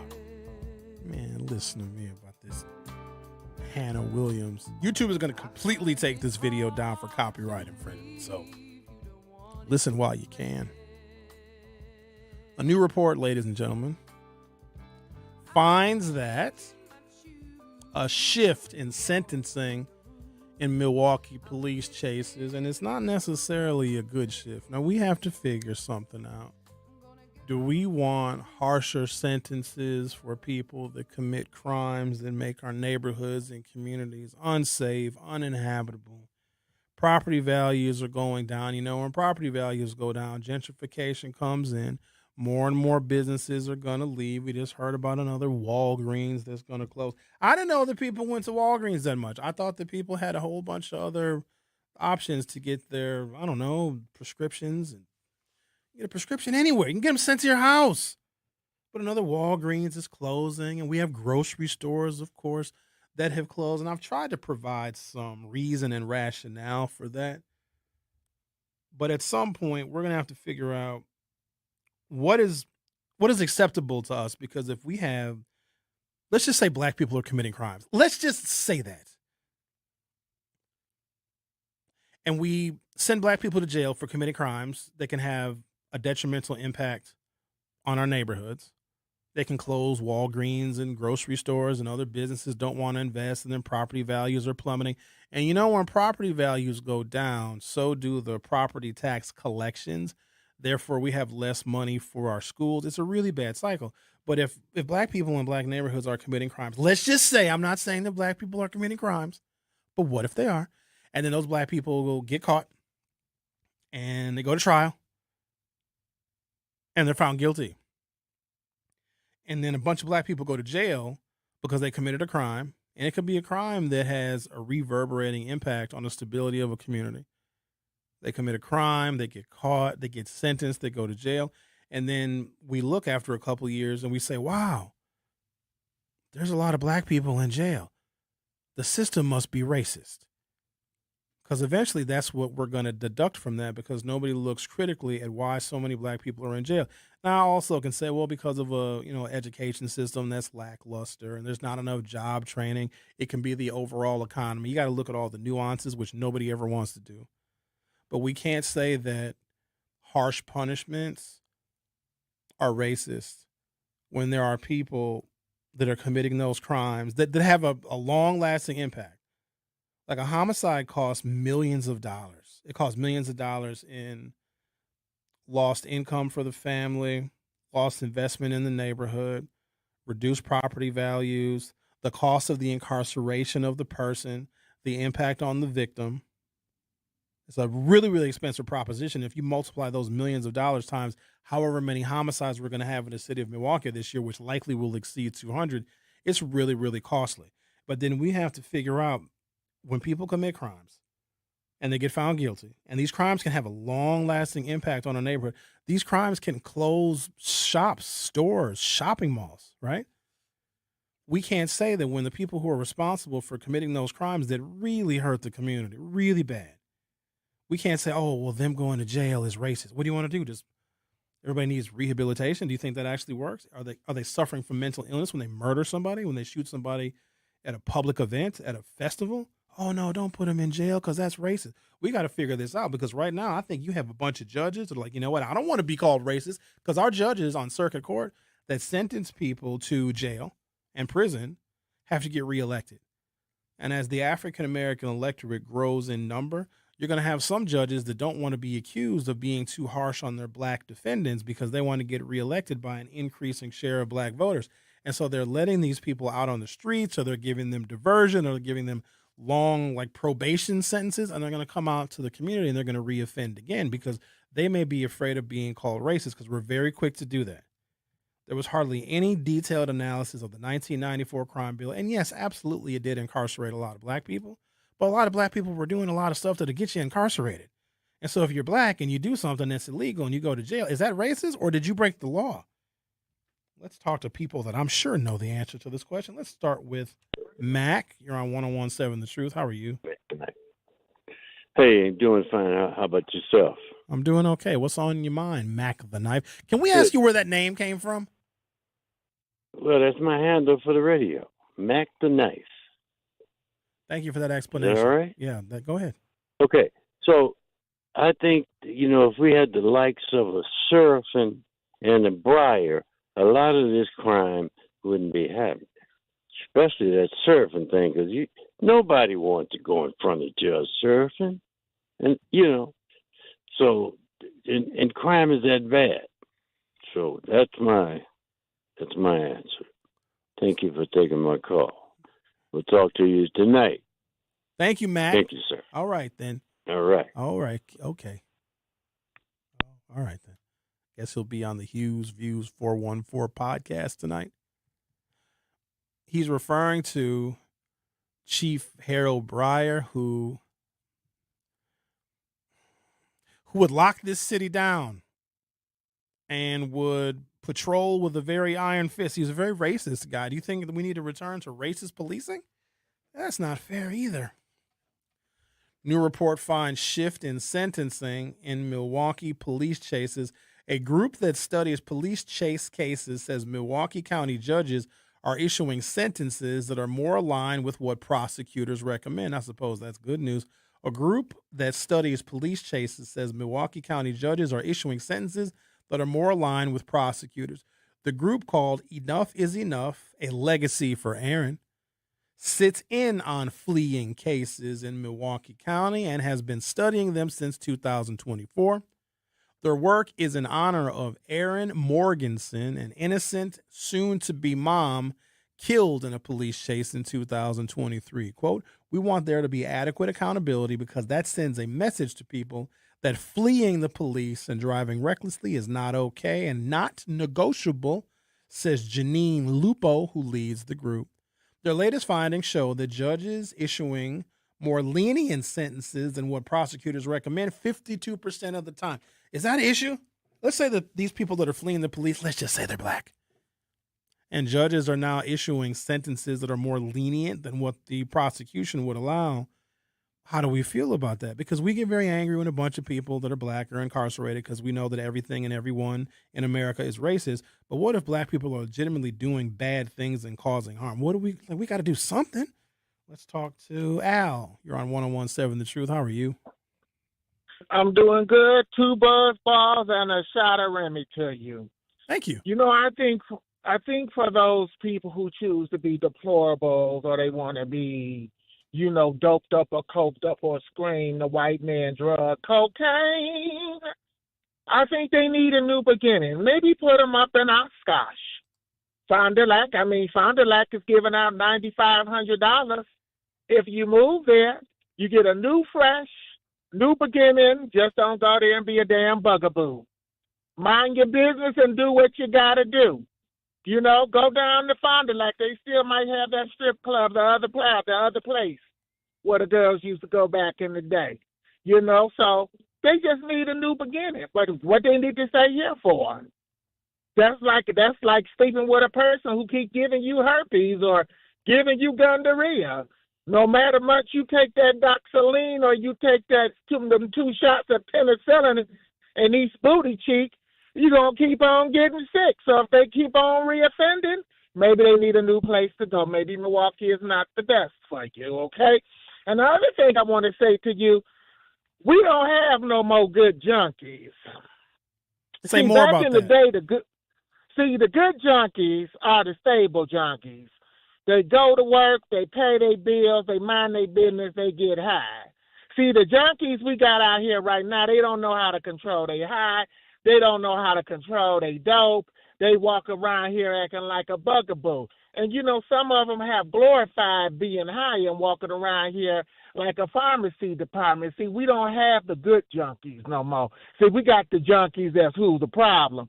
The ones who always cry after the dope is gone, but they never cry in the beginning or while they're getting high. See, if they was good junkies, we wouldn't have no problem with it because you would get high, you would go pay your bills, you would sit at home and mind your own business. But see, the junkies out here now, they don't know how to control their dope. Prime example, I was at Gallus. The man asked me for $15. I told him, how big is your penis? Whoa! He said, I'm not on that. Oh, wait, Mr. Hughes. He said, I'm not on that gay stuff. I said, I'm not either. But if you a grown man and you got a big penis, there's no reason you should be out here begging for money. Because any man who asks another man for money, to me, sounds like they're gay. But if you did what you had to do, and some women like in-house penis, all you had to do was put them nut shells off in the morning, maybe in the evening, and then when she get in her glass, stretch her across the living room floor, and she'll make sure you clean. She might even give you a piece of her check, and you'll have a place to sleep and a toilet to use. But see, you don't want to do what you got to do when it comes to the laws and lessons of life. So you want to beg another man for money. This is 2026. No man with a penis that's fully functional should be asking another man for money, nor be penis, or be homeless. Like my stepdaddy used to say, if you don't know how to use your penis, eat a little cat, and you'll be all right. Y'all have yourself a good day and be safe this weekend. Strap it up and never swallow. And also pee after you ejaculate. Bye-bye. And that could be fatal. Cars get hot, fast, and can be deadly. Never leave a child in a car. A message from NHTSA and the Ad Council. Babes, what are you doing? What? I'm just mowing the lawn. No, it's blazing hot and dry out here. Don't you remember? Smokey Bear says. Avoid using power equipment when it's windy or dry. Where'd you learn this? Oh, it's on SmokeyBear.com with many other wildfire prevention tips. Right.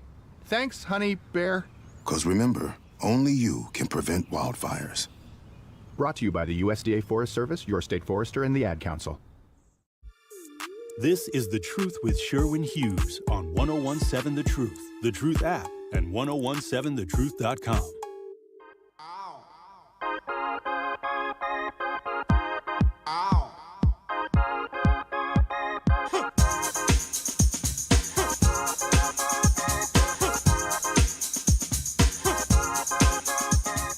The latest findings show Milwaukee County Circuit Court judges are issuing more lenient sentences than what prosecutors recommend 52% of the time, versus 72% when this organization, started studying these sentences in November of 2024. So for this era that we are experiencing right now in the city of Milwaukee, which is a pretty marked increase in violent crime, there's going to be some arrest and conviction statistics that when we analyze them in a few years are going to look very, very racist, because that is something that is always very glowing and glaring to African-American activists, especially those that are trying to put their finger on the pulse of institutional racism. They're going to say, wow, a whole lot of black people were incarcerated in the year between, 2021 and 2028 or 29. We, at the same time, want our communities to be safe and want those who are committing these crimes and these bad actors to serve time in jail, at least to give them some time away from the community to think and to, quote unquote, pay their debt to society. But when those statistics come out and we see a disproportionate number of black people that are going to prison, let's not just call it racist. Because I bet 9 out of 10 people that I talk to, including what we have as a result of the YouTube poll, people think the judges are being too lenient. Well, I don't know why there's this perception that black people are soft on crime. We are not. We're probably harsher on crime than anybody else because we want to feel safe. And we know that in a segregated city, statistically, I'm probably not going to get robbed by a white person. In fact, if a white person tried to rob me, I would rob them back. Give me all your money, Sherwin. Give me all your money. Oh, I'm sorry. Here you go. Do you accept American Express? Let's talk to. Could you imagine that? Going to rob somebody and then they rob you? David from Milwaukee, you're on. Sherwin, doing good on this Friday. Good. So check this out, right? So I specifically know that some of these judges, right? Because check this out, my girlfriend's daughter got robbed like a couple years ago, right? She got armed robbed. And so like they did the sentencing, right? When they did a little sentencing thing, it was over Zoom, right? So I was ear hustling. I was here. My girlfriend was here. She had her little thing connected, and her daughter was at home. She did a little, or whatever. So I was just in the background ear hustling, right? So when it got to the sentencing, it was a white lady judge too. I don't even remember her name, but she said like when she sentenced dude, she gave him like she gave him 7. She gave him 7 in, I think like 5 out or whatever. But then she said I heard it out of her mouth too. She said that he was a perfect candidate for boot camp. She wishes that she could put him in boot camp, but she legally and statutorily can't do that. She didn't say like right away, but she said at some point he would be a perfect candidate for boot camp. And I know like he had armed robbery, which is a violent case. But here's the thing, y'all. A lot of people got to keep in mind, no matter what you go to prison for, most people got drug and alcohol issues, or they have issues that date back to like family stuff and all that other type of stuff. In both of those individuals, whether you got a nonviolent or violent case, both of them individuals need the same type of stuff. So when they get out, they don't mess up no more.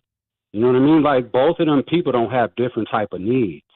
You know what I'm saying? That lady said that out of her mouth. But so my point is, some of these judges, I don't know why they want to or whatever. It doesn't even really matter how people feel about it, but I'm just letting you know, some of them are down for that now.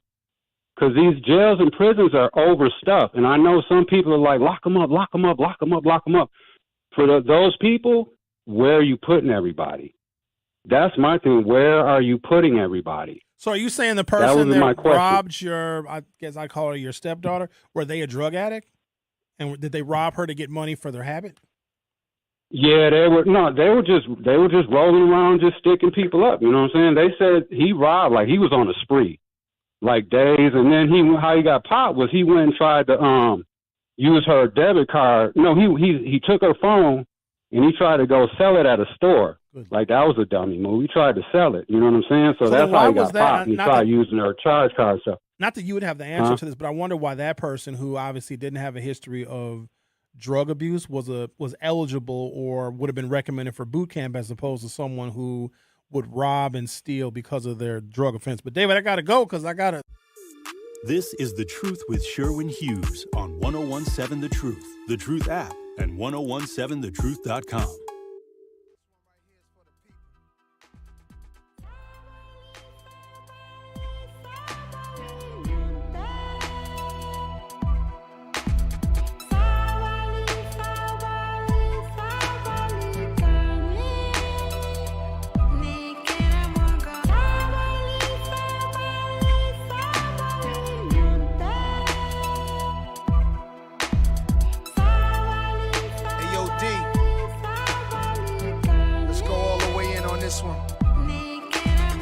Some of the smartest dummies can't read the language of Egyptian mummies. And a flag over moon and can't find food for the starving tummies. Pay no mind to the youths, cause it's not like the future depends on it. We'll save the animals in the zoo, cause the chimpanzee them a make big money.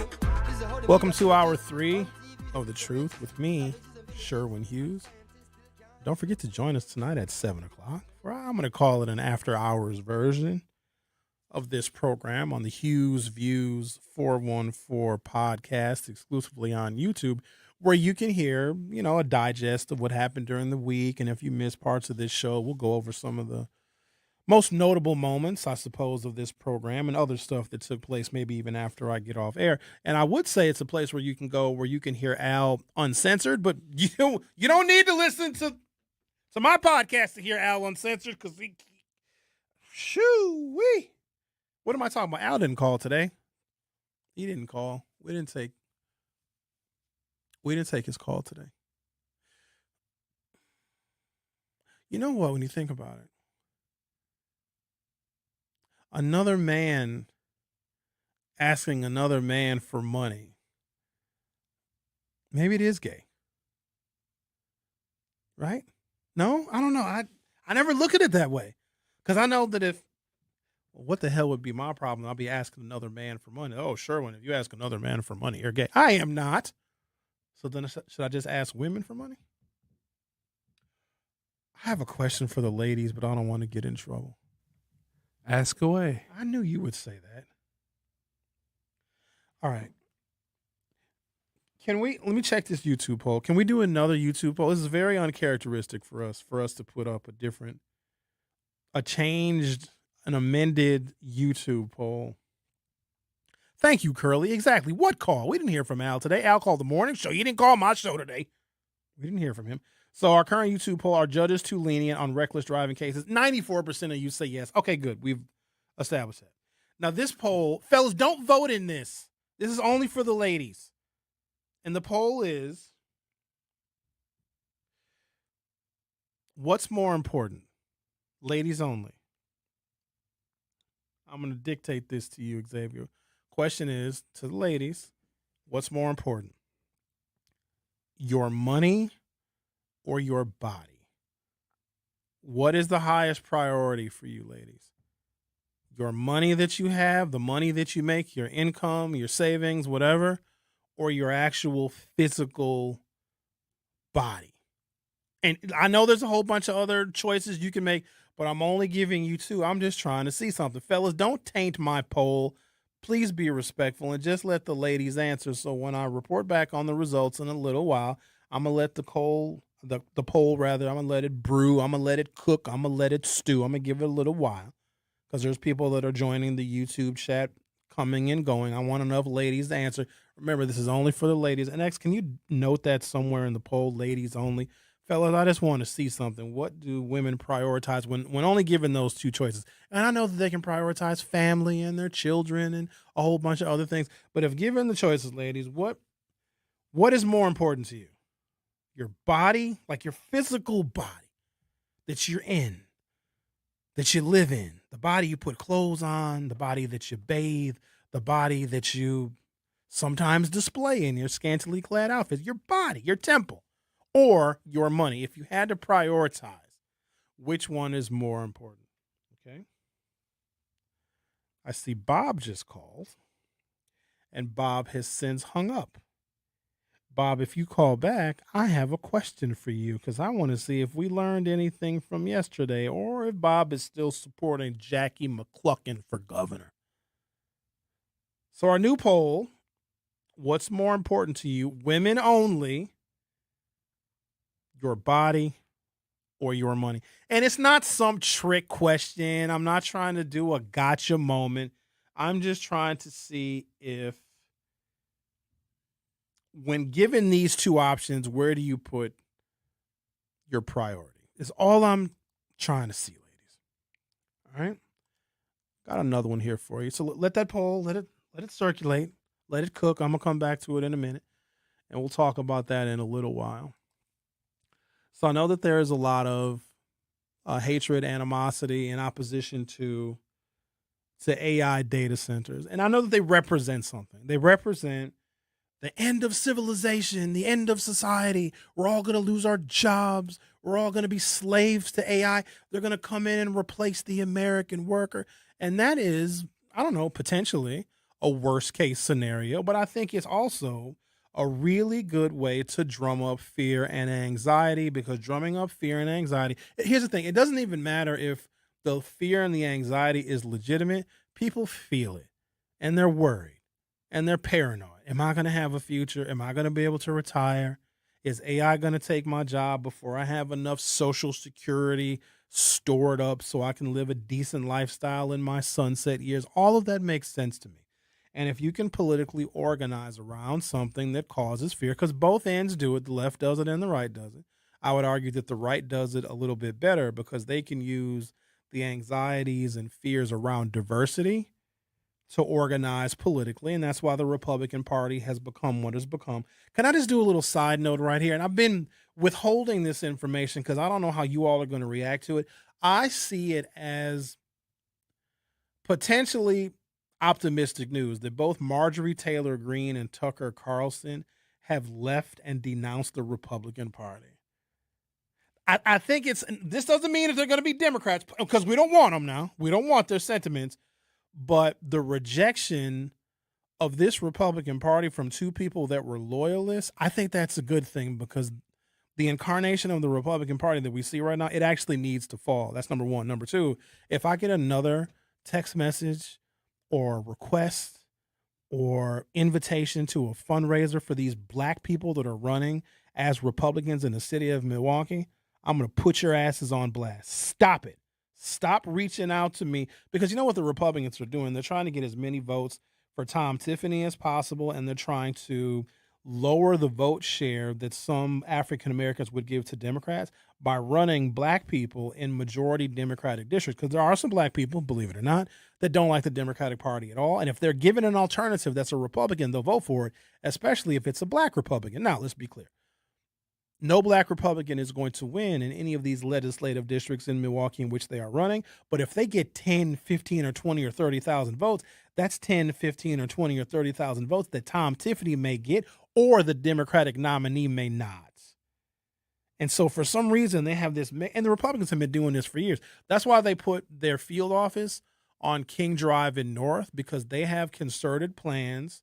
Every time there is a statewide partisan election, they find black people to run as Republicans to try and subdue the votes that Democrats would get, and also get a handful more votes for their Republican candidate that otherwise probably wouldn't receive those votes. But for some reason, I made it on their list. Let's talk to Bob. Hello, Bob. How are you today? Hello, Sherwin. You know, Sherwin, you went from what a woman should eat, look like, to, and then all the way to Tucker Carlson. Oh, man. Bob, a woman should... Bob, hold on. When did I talk about what a woman... When did I talk about what a woman should look like? Yeah, how she looked. And so I thought it was woman you wanted to talk to. So why did you call then? Where you switched from Tucker Carlson, and then, but what I had to say, you're actually mimicking a thief, because you did not pay for them 2 things of water. I don't care if it's new people buying it. I don't care about excuses. Just bring some money in there and say, hey, I know I bought the water from here. Bob, we need somebody to come check on you. I send somebody to come see if you're okay. You all right? Everything going all right? Do you know a person that steals a candy bar, they run out and chase him, he goes to jail, it's $100 to get out of bond. You didn't have to pay nothing. That water costs more. I will feel funny because you're mimicking a thief. Right. You're not a thief. You're not a thief, but you're mimicking a thief in that issue. So go and get a man, the 2 cases of water a month, and just get that off my chest. And a woman should look nice. I mean, concentrate on Bob, her health. I asked what a woman finds more important, her body or her money. What does that have anything to do with how she looks? I'm asking women to prioritize those 2 things. What is most important to her actual physical body, not how it looks, just her body, the temple that she is in, or her money. That's what I'm trying to figure out. You made it about people's looks. That's number one. And Bob, you're wrong. Let me say something. Let me tell you how you're wrong, Bob. I am a thief. I am. I'm a thief. Listen to me now. I'll snatch your life. I'll steal your life. I'll snatch it out your body. I'll snatch it right out. You can't justify. You cannot justify them 2 cases of water. Go pay that man. So what? He knew. I hope I see. And you just say, hey. I hope I run. I hope I catch you on the street. It's gonna be on site. You ain't a thief.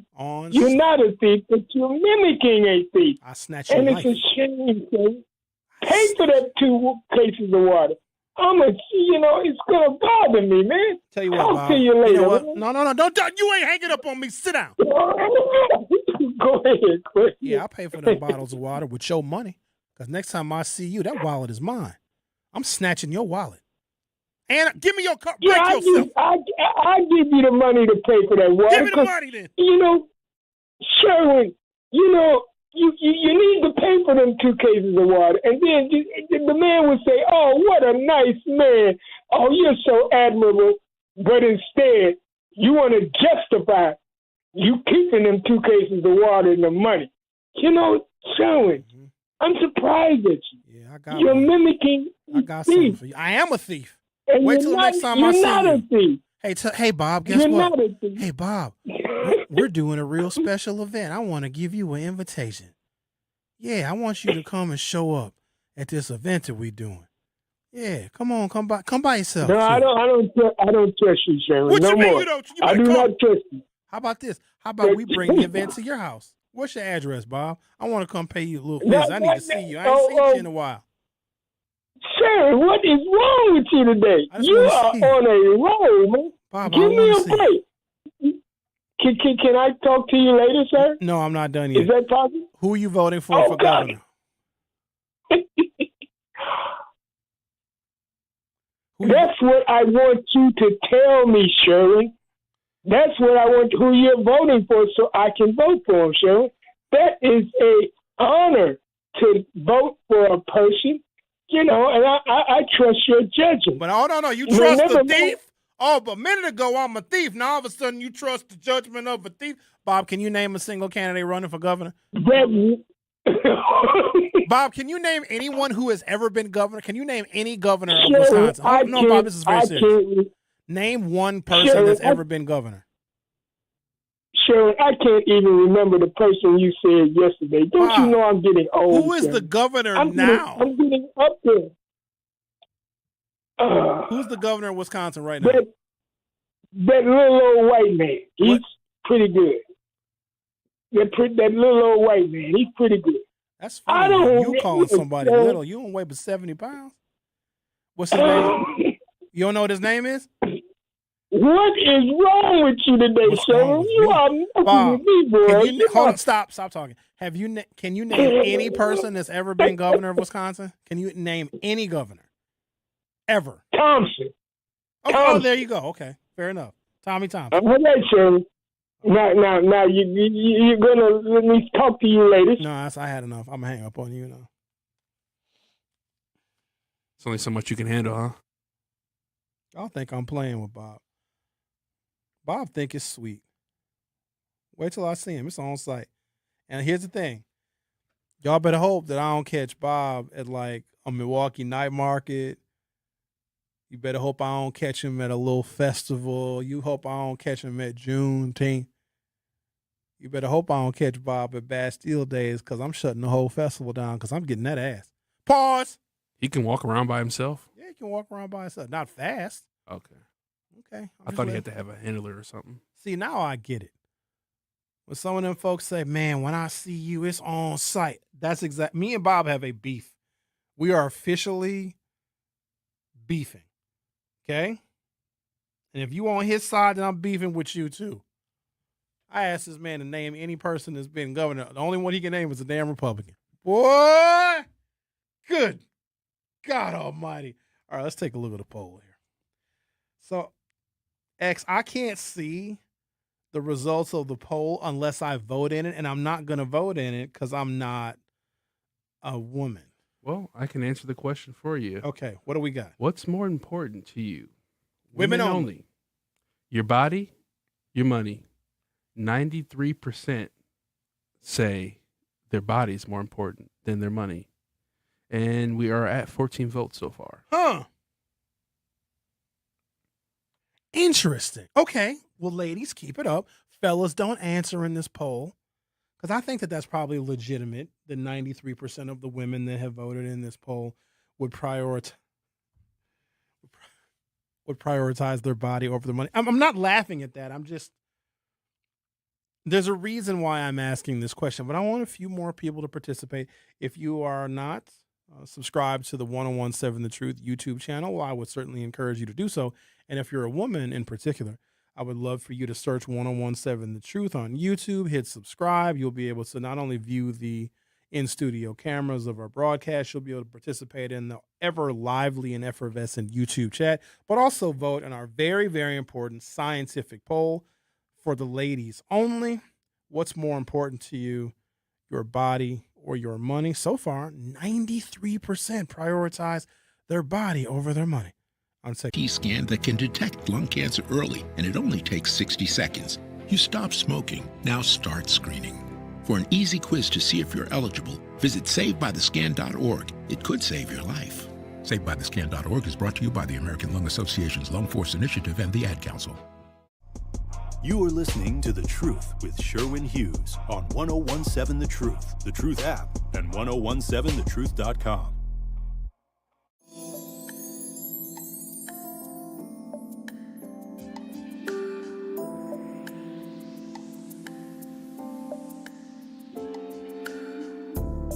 For parents, choosing the right school is one of the most important decisions you will make. At Milwaukee College Prep, they don't take that responsibility lightly.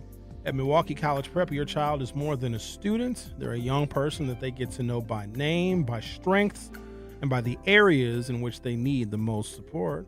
Together as a family and a school, they will work every single day to help them grow and learn and build the confidence to reach their full potential. Milwaukee College Prep would love to meet you and your child to share more about how you all can work together. Don't wait. Seats are limited. Apply today at MilwaukeeCollegePrep.com. That's MilwaukeeCollegePrep.com or call 414-264-6000, 414-264-6000. We got a poll going on. Want to know what the ladies prioritize. It seems to be pretty overwhelming that when asked the question of what you prioritize, ladies, your money or your body.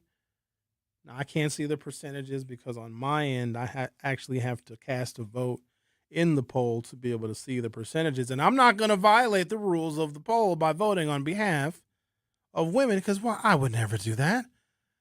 I would never vote on behalf of a woman. That would be a terrible patriarchal thing to do. Xavier, have we had any major? Well, we only had one more vote since we last checked. Yeah, it's only been one more vote. Still sitting at 93%. Still 93%. So it's going to be pretty overwhelming. It's safe to say, and I can generalize this too. It's interesting, though, the handful of women that said that they prioritize their money over their body. There is a reason why I am asking this question. I'll get to that reason in a little while. But first, can we talk about love and marriage and relationships? And I say that because June is the month in which most people say I do. I don't know what it is about June. Maybe it's the longer days, the shorter nights, and the warmer weather and the activities that we can participate in summer. You know, summer is a very optimistic time. especially here in the upper Midwest, where we really cherish these warm weather days. We have all of the different events and different festivals, and you can enjoy the out of doors, and a lot of people are going on vacation. June is the month for lovers and gays and Juneteenth and fathers. A lot is going on in June, but June is the month in which a lot of people propose and say, I do. This one comes from theroot.com, and this gives a little bit of advice to the fellas. Fellas, I know you love this woman so very much and you want to be with her for the rest of your life. Oh, I know you love her and you think about her all the time and you text her during the day. Hello, beautiful. I'm thinking about you. Oh, are you a little sad? Let me cash app you $150 because I love you so very much. And you might plan little dates with her and you take her out to dinner. And sometimes you might go out and have a couple of drinks and have a good time. And then she gets very drunk and she falls off the bar stool and you got to pick her up. But it's perfectly fine because you love her and you help her when she needs help. If she's struggling, that means we are struggling. You know what I mean, fellas? When you're really, really in love with this woman and you're thinking about it, you're thinking about popping the question because you just can't imagine your life without her. She completes you, fella. You were nothing without her. Now you're everything with her, and you can't ever imagine your life without her. In fact, you see this woman in all of your days. It really is a beautiful thing, and the love is honest, and it's pure, and you want to be with her forever. Now, you've got some decisions to make because this is a pretty significant commitment. You're going to have to figure out some things about family and, of course, about children. Where on earth are you going to live? Are you going to live with her? Is she going to live with you? Assuming you don't live together already, are you going to buy a house? You got a lot of stuff to think about. And as you were thinking about all of these things, well, you have to propose to her, right? Well, obviously, she has to say yes, but you need to get her an engagement ring. The bigger, the better, the more beautiful, the more brilliant, the more spectacular. Isn't that, to some degree, I know this probably isn't fair, isn't that a reflection of your love for her? The bigger, the more beautiful, the more brilliant and sparkly that ring is, because it doesn't just show her how much you love her, it shows the whole world. Because I'll be honest with you right now. If I'm out here in these streets, lurking and creeping and prowling, and I see a woman who I deem attractive, certainly attractive enough to at least introduce myself to. Hi, I'm Sherwin Hughes, the radio host. But if I see she got a big old fat, gigantic, monster-sized, shiny, sparkly, glistening, clear, beautiful diamond ring on her finger, that's actually intimidating. In fact, that ring, to me now, is more intimidating than the woman herself. And also, I want to dispel a myth. I don't think that men are intimidated by women, and women that feel that, you just don't look approachable. I don't think that we're afraid of you. But I'm intimidated by a big old ring because I'm thinking to myself, I'll never spend that kind of money on you. And I may leave her alone. It almost acts as a shield, does it not? And I think that some men may internalize that. Like, oh, I'm going to buy my woman this big old diamond ring, and it's going to keep all the men away, and it's going to show everybody in the world how much I love her. And the most important thing, it's going to make all of her single friends jealous. From theroot.com, June is a month when people say, they love to say rather, I do. So it's as good a time as any to have the conversation that is long overdue. Black men all over the country are going into debt buying engagement rings. Time to tell the truth and shame the devil. Spending anywhere near 3 months' salary on an engagement ring is not just unwise. This author says it's actually stupid. This, quote, tradition is not some ancient custom passed down through generations. It's actually marketing. In the 1930s, the De Beers Diamond Company launched an advertising campaign that convinced women that the size of a diamond reflected the man's size of his love. By the 1980s, the company doubled down by recommending that a man spend 2 months' salary. That then became 3 months, and people accepted it as if it were gospel. 3 months' salary? Think about what that means. A man making $30,000 a year is supposed to spend $7,500 on a ring. If he earns $60,000, that price jumps to $15,000. That's enough money to put a down payment down on a home. Instead, it goes toward a piece of jewelry that depreciates the minute you put that ring on her finger. And let's say you don't spend that much. You do what you think is the smart thing and spend a modest $5,000, the average cost of an engagement ring. That's still too damn much. Little word of advice for the fellas. In Wisconsin, so us and only 10 other states have this very specific law. If you propose to a woman and you give her a very expensive diamond ring, but you don't end up getting married, legally she cannot keep the ring. Okay? You got to know this now because they're going to try to keep it. And so for whatever reason, if you don't get married, you get the ring back because the marriage in the state of Wisconsin and 10 other states the ring is conditional upon the marriage. But here's the loophole.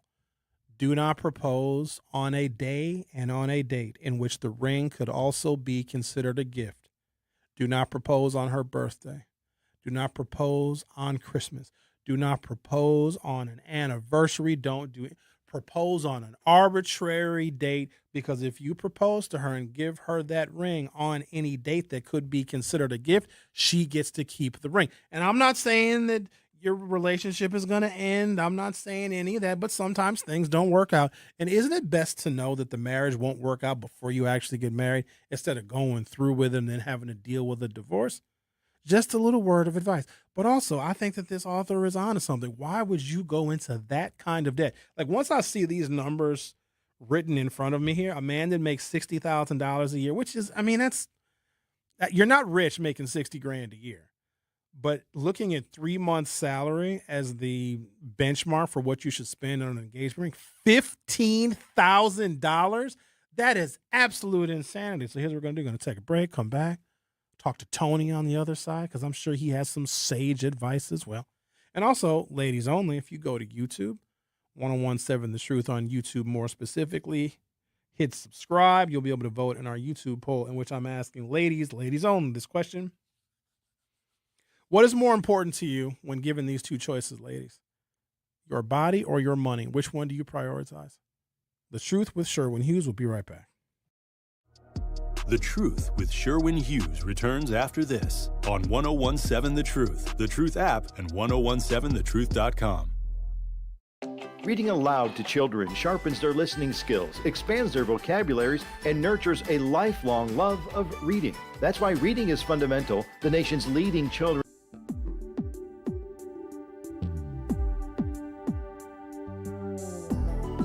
American Family Insurance is a proud sponsor of The Truth. For almost 100 years, they have been committed to helping families protect what matters most: your home, your vehicle, and the dreams you're building every single day. And if you're part of the Truth audience, you already know that your hard work is for you. That's why having the right protection in place matters. American Family helps you stay ready for whatever life brings so you can focus on moving forward. Insure carefully, dream fearlessly with American Family Insurance. Get a quote or find an agent at amfam.com. That is amfam.com. American Family Mutual Insurance Company, SI and its operating company, 6000 American Parkway, Madison, Wisconsin. Let's talk to Tony. What's going on, Tony? How are you? How you doing? I'm doing good. What's on your mind? First of all, shout out to whoever was playing Damian Marley and Nas. My favorite cut, Patience. Very well done with that. Well done. Thank you. You're welcome. That's me. That Damian's my boy. That's my boy. Hands down. My favorite Marley next to Bob. All right. I have a question. Who do you think is the least favorable person in the Democratic Party to win the election against Tiffany? The least amount of chance. Probably Francesca Hong, because she's extreme. Okay, now what's to stop the Republicans that they've done before, notoriously, to have all their supporters vote for her, knowing that Tom Tiffany already got the nomination just to put her up as the front runner? What's to stop them from doing that? Nothing. But also Mandela. Actually, you know what? Mandela might be, because he has proven that he can't win against a weak Republican in a statewide election. So they very well will. Some Republicans, because there's not a real Republican primary for governor. Tom Tiffany is the dude, and I think he's the only one that's going to be on the ballot. So Republican voters don't have to vote for Tom Tiffany in August, but they can vote for the least likely Democrat to beat him. So you're right. They can vote for anybody they want to. Yep, they've done it before. All right, that's all I want. Hope for the best. That's all I want, Bob. All right, thanks. Thanks anyway. Thanks. All right, have a good day, weekend, night. So I just found something in the studio, and I don't know. So we have these shelves, and I don't know what compelled me to look at these shelves. But I think this book is mine, actually. I think somebody sent me this. Wait a minute. It's called The Bullwhip Days, The Slaves Remember in Oral History. What do you mean? What do you mean a bullwhip days? And did they steal this from the library? It's got dust on it. Yo, this is a library book. What is this? It's got bookmarks in it. So somebody gave me a book about slavery. I know damn well that this ain't. It's got a Bible verse. Okay, I don't know what the hell this is. But then guess what else I found? Some handcuffs. Why is it handcuffs in the studio? You freaky, man. Oh, wait a minute. These are mine, actually. Point exactly. Damn it. Dr. Ken, I don't know why I brought handcuffs. They're like fake handcuffs. They're not fake, but you can't. There's no key. You just push a little button to unlock them. So this was probably a couple years ago. Do you guys remember when Dr. Ken busted in the studio while I was on air and handcuffed me? Get your mind out of the gutter. It wasn't freaky. But the stuff you find in here, I got a book about slavery, and then how fitting. Right? You got handcuffs in it. Yeah. You're the real big freaky. That's your nickname. And then what is this right here? This is the rooster dude. You know the dude that be having the chicken that wears pants. You see this? He's got a QR code on it. And it says 46 Sanders, because that's the name of the chicken. That chicken has been in this studio before. Who brought the chicken in here? One of our shows was it Tori? I'm putting all this stuff back. That's a current chicken place? No, this is somebody's pet chicken. Oh, a pet chicken. Who is this? Tony Smith. Oh, this is Tony Smith's basketball card.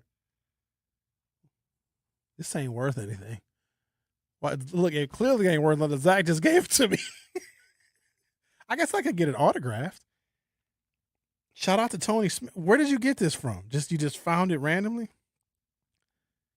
Tony Smith, our former colleague here at 1017 The Truth, has a basketball card that clearly is worth nothing. I mean, I can get an autograph it, I guess. Shout out to Tony Smith. All right. Check the poll here. Probably hasn't moved very much. It's safe to say that most women, and when given the choice, what do you prioritize, your body or your money? Have we had any major movement in the poll, Xavier? Because I don't want to vote. Yeah. So we're at 25 votes now, right? Okay. And the poll has shifted to 84% women want, they prioritize their bodies, and 16% at their money. I find this very unusual, and let me give you my rationale for asking this particular question for the ladies only. 84% is still an overwhelming percentage of women that prioritize their body over their money. But then my question is this. If you prioritize your body over your money, how many men have you given money to versus how many men you've given your body to? You have probably given your body to way more men than you have ever given a single dollar. That is why I am so curious about this question. Now, ladies, don't get offended, but I'm just trying to illustrate the juxtaposition here.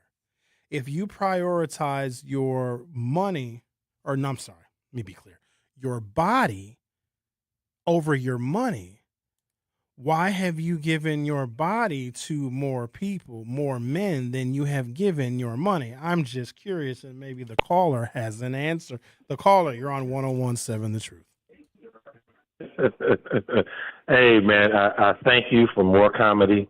And every time you delve into this realm, it is hilarious. And so I always enjoy these. Usually these shows are on Monday, but I'm glad it came on Friday this time. The question was very general, and I knew it was a loaded question for the ladies because I don't believe it's as gender specific because I have sons and daughters. Because if we're talking about giving of your body, both parties, there is a certain number of risks that you face. So, the risk of disease, unwanted pregnancy are for both parties. So when you speak of giving, and if you're good at it, like the call that didn't actually really happen, well, speaking of, if you're good at it, you're doing more giving than the person who than the woman. But what I was thinking, because the reason I said it's a very general question, like your vocal cords, for example, are a part of your body. You make most of your money using your vocal cords. If you're a fitness instructor and your body don't work, you can't make any more money. If you're a stripper, you definitely can't make any more money if it were gender specific. So that's my feeling on that part of it. And, can we look at the alternatives? God rest Mr. Samuels for that type of thought. Let's stay on topic for a second. Can you also look at the alternative of what happens if you give away all of your money? If you are broke, you are going to jail, you are going to die, you won't be able to afford health care, you won't be able to eat, you will be unhoused, you will be homeless, and you will be a pariah on society. You will be stuck on public benefits, on welfare. So both have pretty significant risks when you think about it. Keeping and guarding and prioritizing your money might actually get you a little bit further along in life. Now, we know that there's risks associated with them both, but if you don't prioritize your money, you will have a life that is not worthy of living. They are both very important. That's the best thing that you said. So you have to do both, because if you don't take care of your health, you can't make any more money, which will put you in all those other situations. But when it comes to this ring thing, I think you would probably agree that giving stocks or bonds in that amount would be a greater show of love, because that would be the gift that would keep on giving. Would you agree? I totally would agree, but try to propose to a woman with stocks or a mutual fund. I'm just saying, and the reason I said that is because Melania Trump probably has a rock that's big as Roland Martin's head, as you like to say. I'm not saying that, and we know this man don't have the capacity to love. So the size of the ring, was something that jewelers came up with, like you said. And I know a person who works in the diamond industry. You don't know a regular person, if you're not a gemologist, whether you bought a cubic zirconia for $15,000 or not.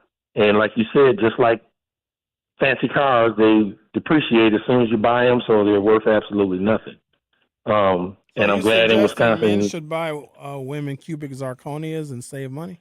No, I'm not. I'm saying that a lot of them probably are and don't know it, because you don't have the knowledge. Just a regular person, you don't have the knowledge of what a diamond is, or what it should be, or what it should look like. You ever heard of a diamond tester? You think women don't get their diamonds tested? They get them.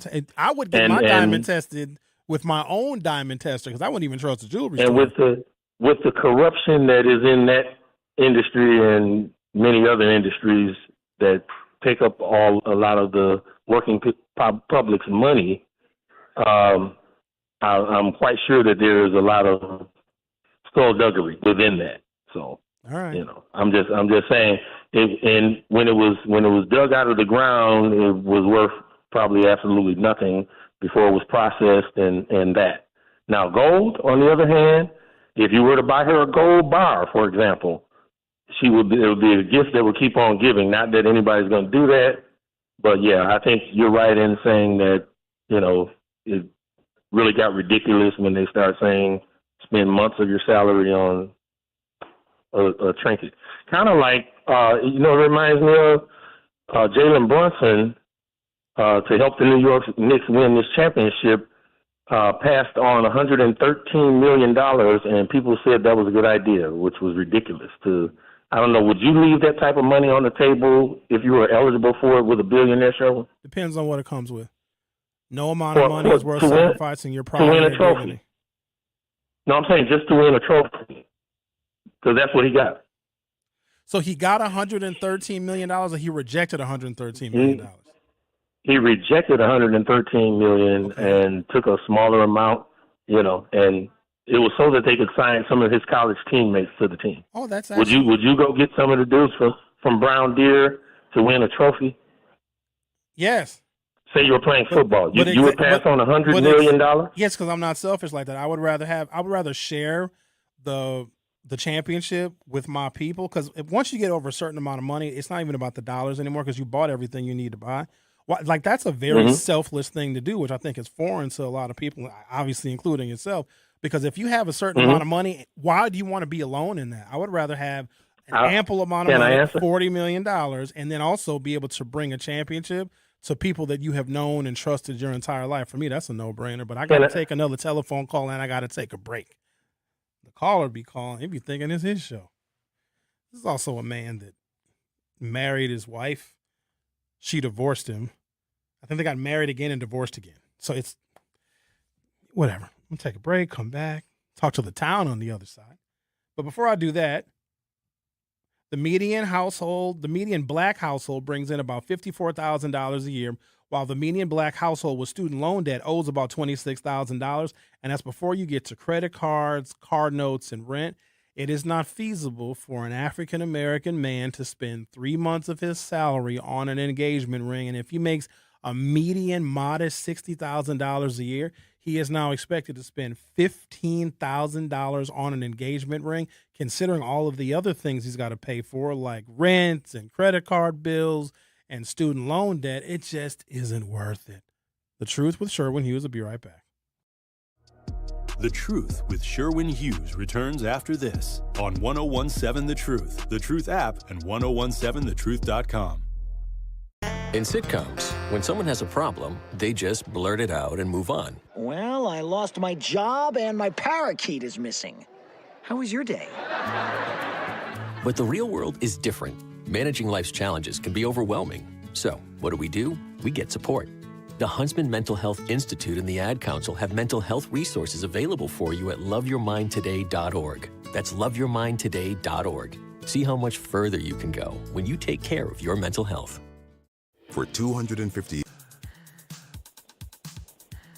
How you doing, sir? I'm good. How are you? I'm doing all right. This is one I want to talk about, the health versus wealth. Oh, but before, bro, bogus. I mean, of course, he don't see the previous caller. He don't see what everything that Jalen Brunson is going to get now. It's going to be way with all the endorsements and basically the key to New York City and with all them plugs and all that networking and stuff like that. That's way more than that $100 million extension. Amen. Way more. And plus he gets to go back to the stove, meaning he gets to go back and renegotiate when that short contract is over.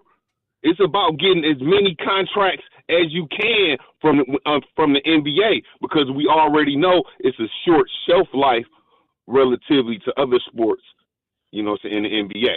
That's true. Now let's talk about this money and body. You can always get money. Think so? You can yes.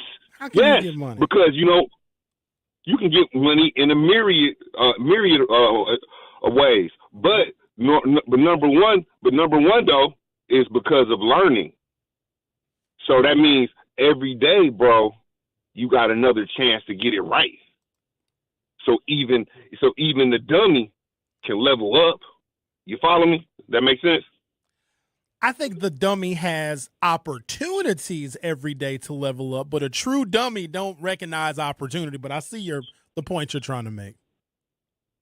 If now and plus because it's like this, like life is like a crap game, you know, and you can't buy the dice back.